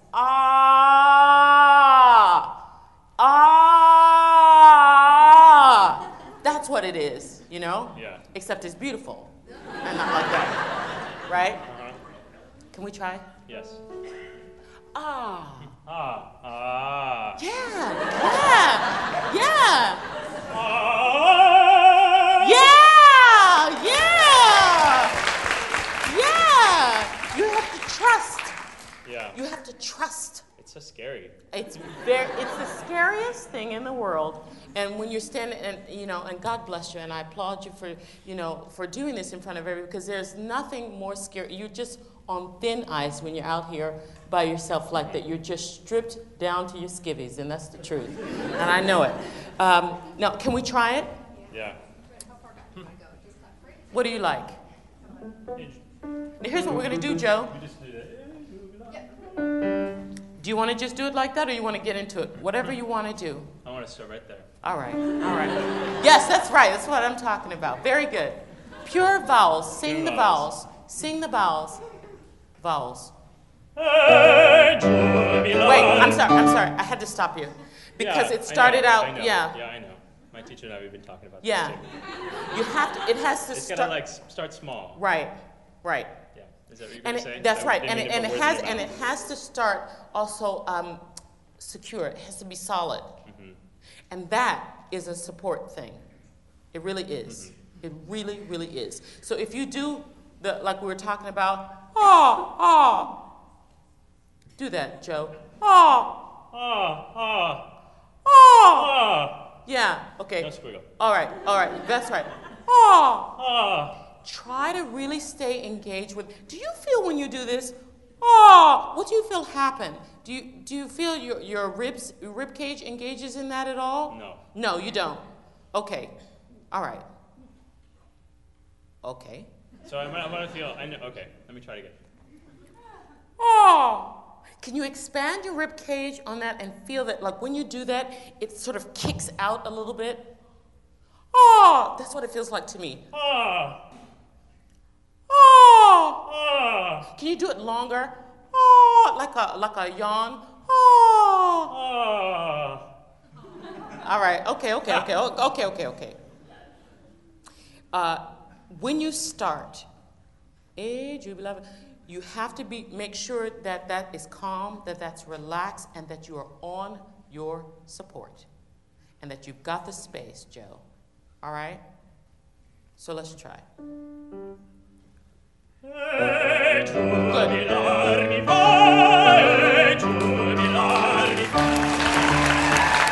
Joe, you're breaking my heart.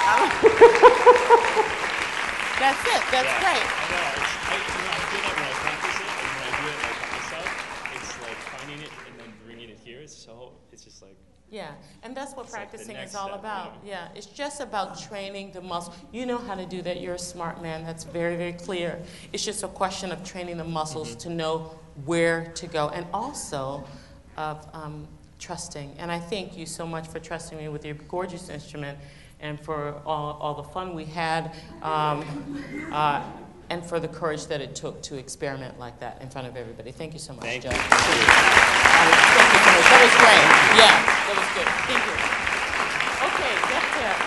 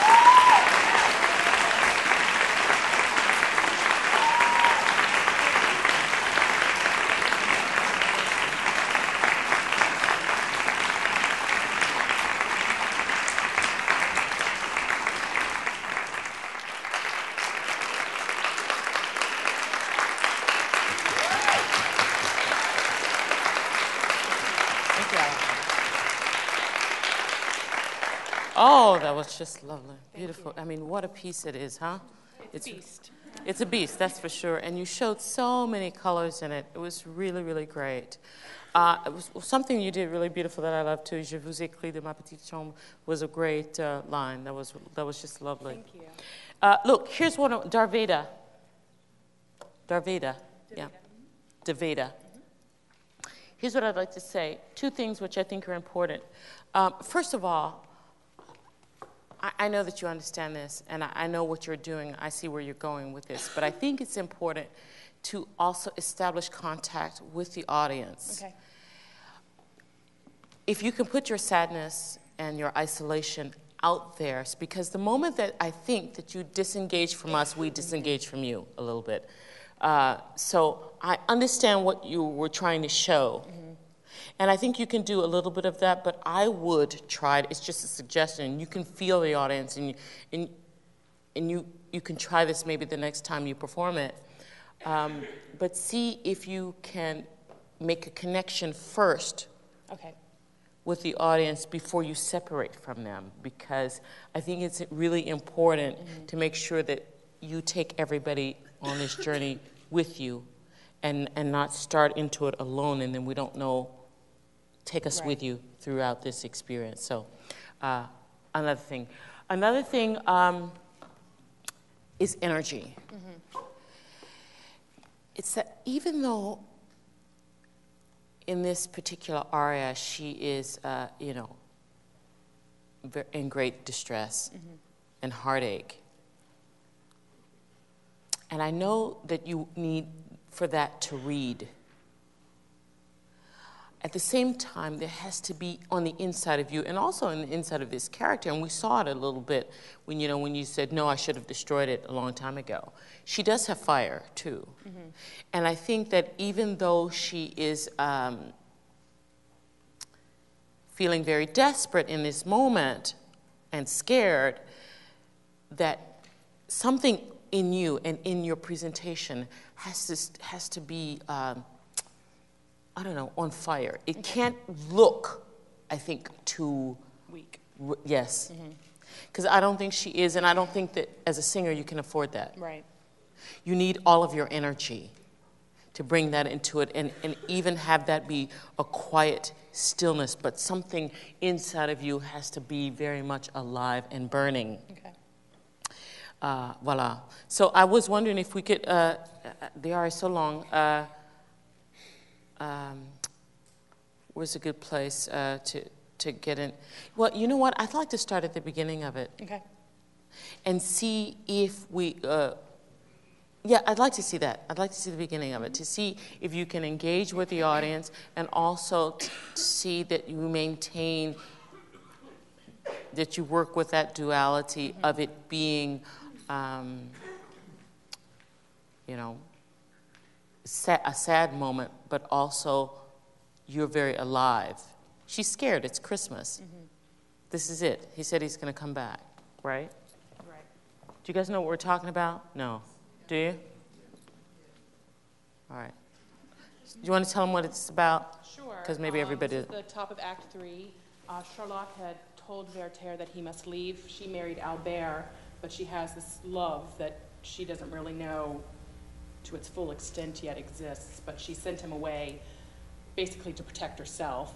And so he sends these letters to her, and in a third letter he says that he'll be back on Christmas Day, and that if not, then you should cry for me and not out of joy. So it's kind of he's going to show up, but I don't know exactly how I feel about that. All right.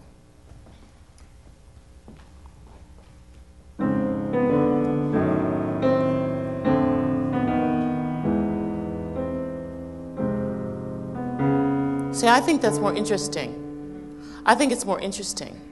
And, as a performer, and the more you perform, the better you will become at it. Everything is that way. You have to have a sense of where the audience is, how you're affecting them, if you got them or not. That's what it... Sniffles or not? If you've captured somebody's attention. And that's why it's so important, and all of the beautiful artists have done that today, have begun and really prepared themselves beautifully, because you've got just this moment to say what it is that you have to say.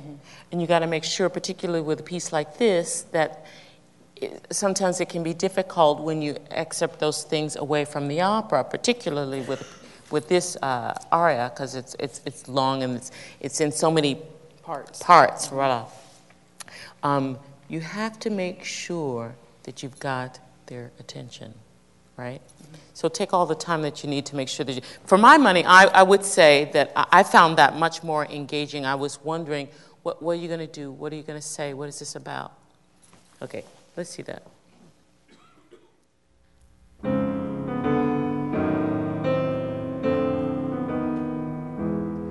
Keep energy burning inside of you, though. Stay alive.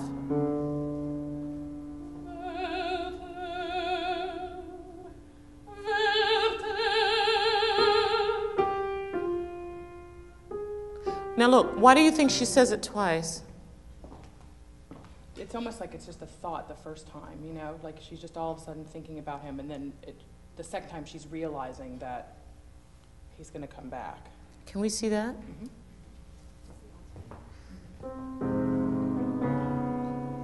This has to be very detailed, this recit.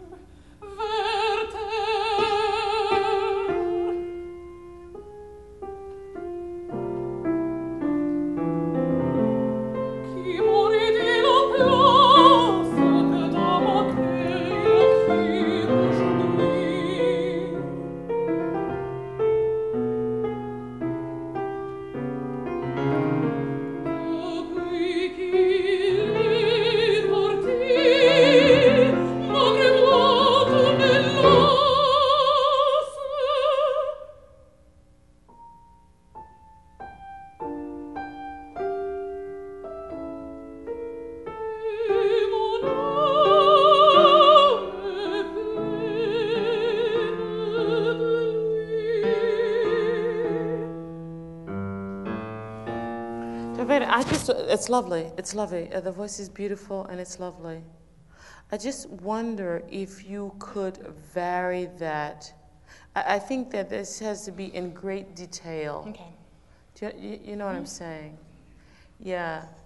If you could just show us, because so much is happening.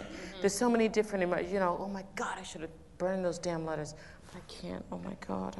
And the children were so wonderful when we were together. It was so sweet. And Werther was, who would have known? I didn't even realize myself. I love this man.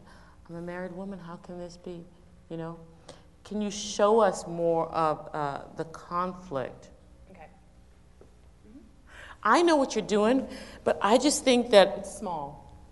Yeah, and I don't think that we can afford to stay in one attitude. Okay.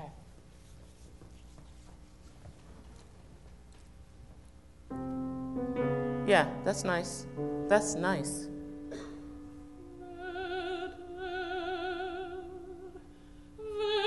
Yeah. Loosen it up. Exactly. Something else. What is this music? Why is this music?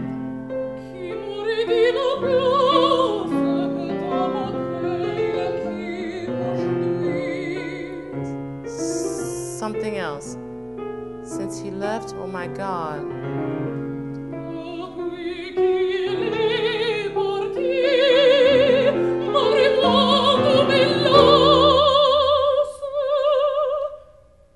Tender, tender, tender, this moment.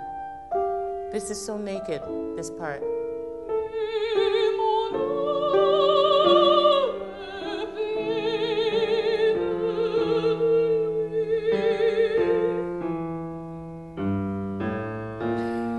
Now put the letters out there. Put them out there somewhere so that we take everybody with us. And let's see the 3 different letters.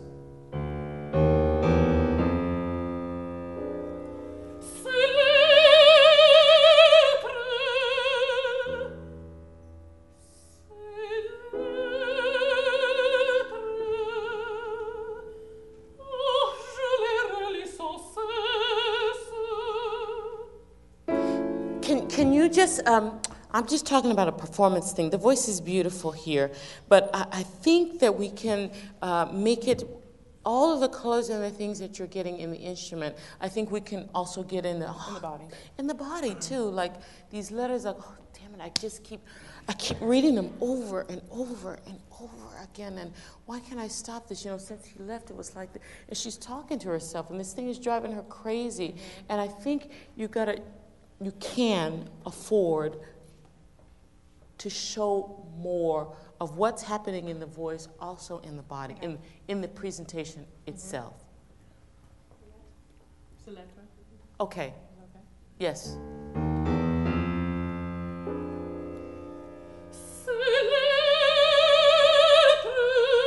Oh my God.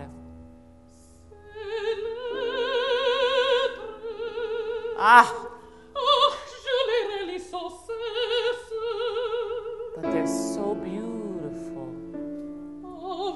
Yeah, that's nice. But they're sad too. Yeah. I should have destroyed them.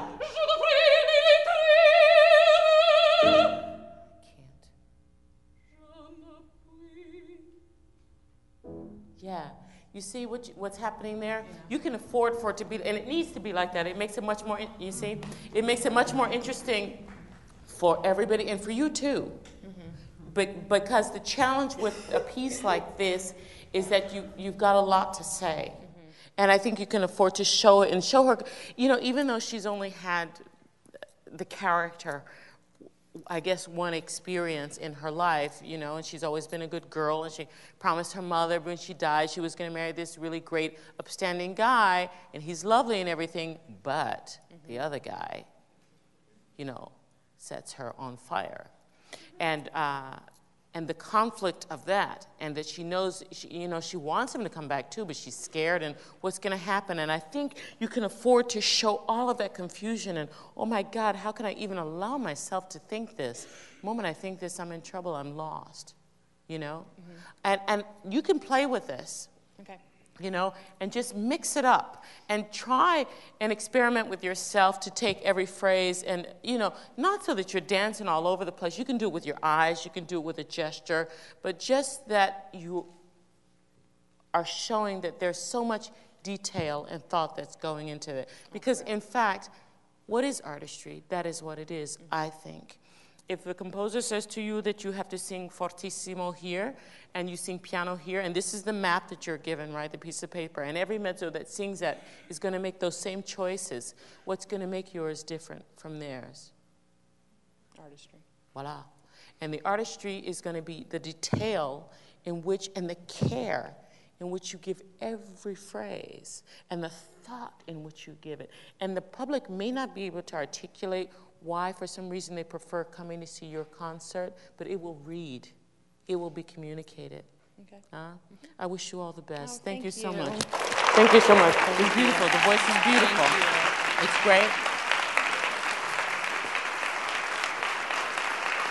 Thank you so much, Allison. That was great. A wonderful orchestra. Thank you.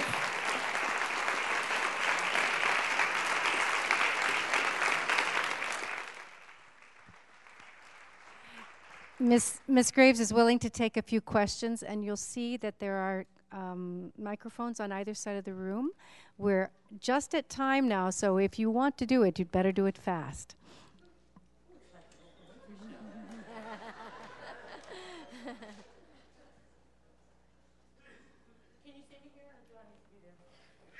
Hi, Mrs. Graves. You have the rare distinction of being able to be sort of a vocal celebrity in both the popular and sort of classical arenas. I know as many people who listen to your CDs because they love the way you sing spirituals, as the way they love how you sing Delilah. And I was wondering what you think about the relationship between the sort of pop classical world and the series, because you sing the hardest roles in the mezzo repertoire at the Met amazingly, and yet you also do popular concerts and stuff like that. And I was wondering what you think the responsibility of one to the other is, and I know you also did the broadcast of Werther with Andrea Bocelli, and how you think those interact, and what you think the future of opera is. Is it this sort of cross blend? No, it's a fair. Okay, that's it. Sorry. And do you think it's sort of a cross-pollination, or how do you think they interact? That's my question. Wait a minute, what was the first question? Hang on, all right, okay. That was all said about, I was thinking, how do you think being rare, a person who is both a celebrity in the classical and popular, how they interact, and what is the responsibility to the other, and where do you think opera is evolving, becoming more popular or splitting off? The Metropolitan Opera now has been fortunate to have a very different general manager, Peter Gelb, who is seen as quite a visionary. And I know that he has some things planned for the Metropolitan Opera that are quite unprecedented. You know, they say that the Metropolitan Opera is considered, the mother of all the opera houses, and they say that when the Met sneezes, all the other opera houses catch the cold. So I think that we will begin to sort of see some of this cross-pollination. I think that, for me, the bottom line is to learn to sing well first, period. And that I know that there are some in the classical music arena who want it to stay pure in that regard. I am not unlike them. But I also think that music is music. That's not true. I don't like heavy metal, but okay. I think that the bottom line is that whether you're singing, if you're a classically trained singer, an opera singer, whether you're singing an aria or a musical theater piece, that it be sung well. I don't abandon, when I'm doing that sort of crossover material, I don't abandon everything that I've learned and been training for all of those years just to sing that particular piece. I'm not sure, I remember back when there was the success of the three tenors and Andrea Bocelli and Charlotte Church, and I'm not sure that brought more people to the opera house. I think it brought a different type of people a different personality to the theater. I have sung with Andrea a different time, and I can tell you that's not the opera conoscenti that comes and shows up. Those are the girls who throw their underwear on the stage. It was something else. When he came out riding it was like being at a rock concert. It was terrific. I mean, we walked out on the stage, and they all knew him. They didn't know who I was, but when I came out, they were like, yeah! And I was like, yeah, this is great. But I thought, this is not necessarily the crowd that you're going to find at the Metropolitan Opera. So I'm not sure. If it's brought an awareness or opened a window or opened the minds of some other people, I guess that's great. I guess that's great for us. I know that there are opera purists who want to keep the art form as pure as possible and who don't want those worlds, to meet. I don't know where it's going to go, but I think that it will become broader from what we think of it today. I think the fact that particularly in America, although it's changing, there used to be a time that you only saw the blue-haired old ladies in the theater and you think, oh my God, what's going to happen, with the futures of the audiences of tomorrow.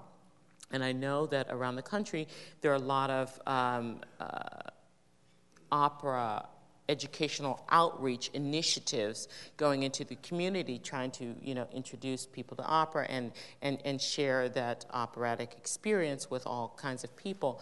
And I think that that's working on many levels. Also, I think that the surtitles have helped a lot in the theater as well. I know there are a lot of people who were against that originally, but I can say that from my experience, never before has there been so much laughter in the Opera House, and there's a real exchange that we feel on the other side of the proscenium arch, that people understand word for word what's going on, and so I think it's been a good thing. I think it is going to become broader from the way that we see it, but I don't think that we will lose anything in terms of its refinement or what is expected or the quality of opera itself. I think that you see, even with regard to recitals, there used to be just purely recitalist. You know, in the time, maybe you guys don't remember, you know, like Elie Ameling and Gerard Souzet, and those guys were just recitalists, and that's what they did. And now it seems that you sort of have to be a well-known opera singer before you can sell out or bring people into the house for a recital. And the same is that I see with even crossover material. You have to be a name in the business before some of the record companies will take as a risk, as it were, to have you do, you know, a pop album. So I still think that the bottom line is that you have to learn how to sing well, and once you know how to do that, you are able to bring a capability and a different virtuosity to those different musical genres. I don't know if I answered your question at all. Did I? Yeah? Okay. Hi. Hi. I'm from Cincinnati, Ohio, and you've performed there many times. And I had the pleasure of seeing you do Margaret Garner. And I just want to know, what was your experience like working with Richard Daniel Poor, who you got to work with him, like one-on-one, and have a composer actually write a piece for you, with you in mind. What was that like?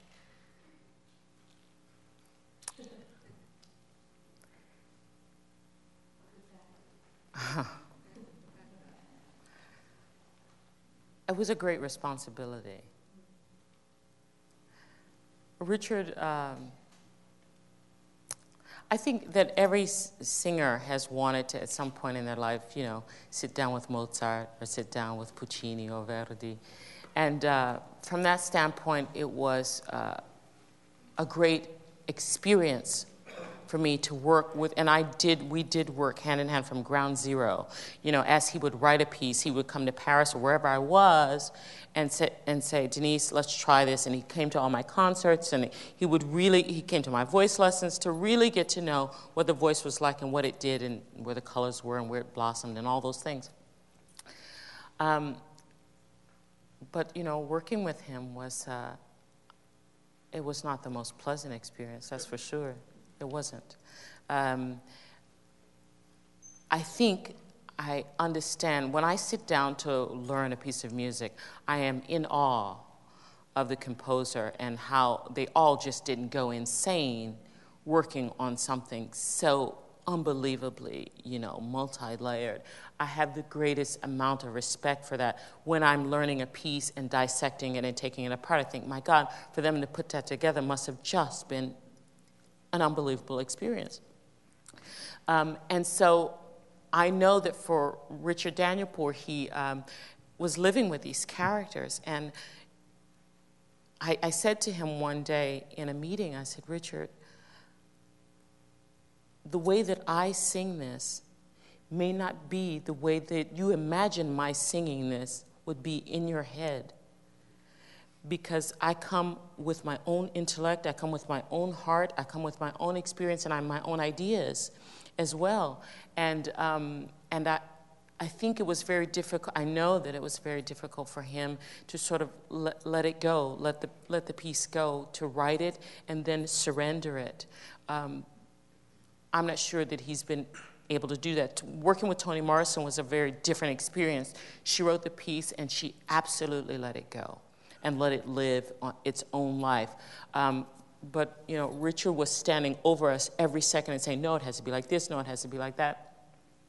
And so I felt, out of respect for his artistry, out of respect for his talent, for his time, and just his heart that went into creating that piece and the desire to want to do it, and that particular subject on top of it, I loved him for that. But it was not a pleasurable experience. That is for sure. No question about it. Everybody would tell you that. But I think that we were able to get a great result, even under those conditions of great strain on not just me, but everybody. But knowing that he wrote this piece for me with this subject matter, for me was like carrying the weight was tremendous. So I'm happy that it looks like the piece is going to have legs, as they say, that it's gone around to lots of different houses, and now it's going to New York with a completely new production, new everything, and it's going to many different houses in the future. So about that, I'm grateful, and I'm grateful to have known this experience. It knocked me off my feet working with him in that way, but it was a good thing. Hi there. I remember after September 11th that you sang at the memorial service in D.C. And as emotional people, which I think all opera singers are, I would just like to know how you tackled that and being so grounded and not letting your emotions sow through. Because I remember seeing it on TV and just seeing you. Now, isn't it interesting that you would ask that question? Because this is exactly what I was saying about you, that even though you have to wear this facade of desperation, of sadness, of isolation, on the inside, you have to be like a steel rod. And for me, in that particular moment, well, first of all, there were a couple of saving graces. I had really no idea of what it was. I was born in Washington, D.C. I have a relationship with Washington National Cathedral, and on occasion, when I have been in the Washington area, they would call me and say, Denyce, we're doing an Easter service. Can you come to sing? Or we're doing a dedication for a window. Would you come sing? And if I'm around and available, I'll say yes. And so this was not unlike that for me. That evening, I had a production of Tales of Hoffmann with Washington Opera. So they called and said, can you come and do this service? And I said, yes, sure, I'm happy to. I have to come into Washington anyway. I understood that each state was sort of doing their own service, out of response for that. I had no idea what it was. I went to do a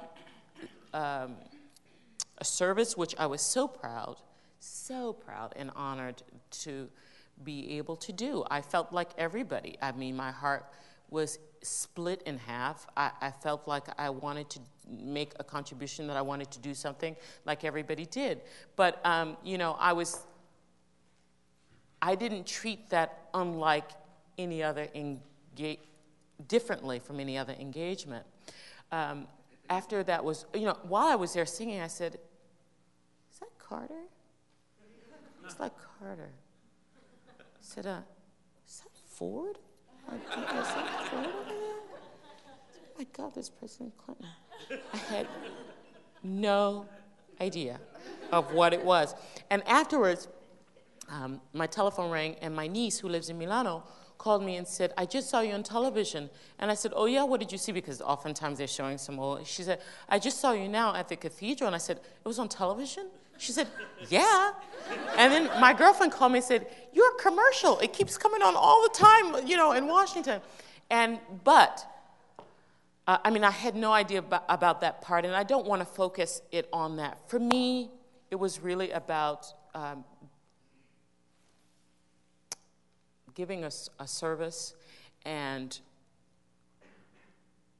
trying to do that and let music herself speak and do its magic. I think that my job is to, although the material is passed through my frame of reference, it's passed through the lens of my experience of who I am, I think that my job is also to remove myself a bit from that and allow the music to speak. And that's how I see what it is that we do. I see that I'm a vessel, and I am an instrument through which this great, beautiful art form that comes to us from some other sphere or some other realm passes through. And that's what I was trying to do, is just get out of the way and let the music speak, because that's what touches people, that's what heals people, that's what expresses that thing which you cannot express. It is a language. It is the universal language. And I consider us great, that it's a blessing in all of our lives that we love it, that we get to actively be involved with that. And I think that for me, there's a responsibility with it as well. Voila. So I wasn't thinking about myself to answer your question. It was really not, I mean, I had no idea. I was really there, I was going to sing a service, and then I had to get to the Opera House that evening. And, but I didn't, I remember seeing an interview once of Elton John when he was asked to sing at the service of Princess Diana. Apparently they were good friends. And someone asked him and said, do you think that you'll be able to do this? And he said, I would be so angry with myself were I not able to honor this great friend of mine in that way, that I couldn't think about myself and my feelings and regard for her. That would make it then personal, and that would cause me to cry. It was about something greater than that. So my job there that day was about something greater.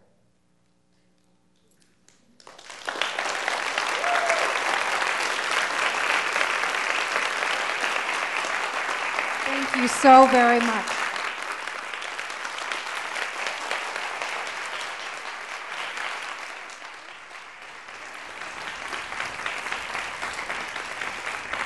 You can go eat now? Yeah. Yay.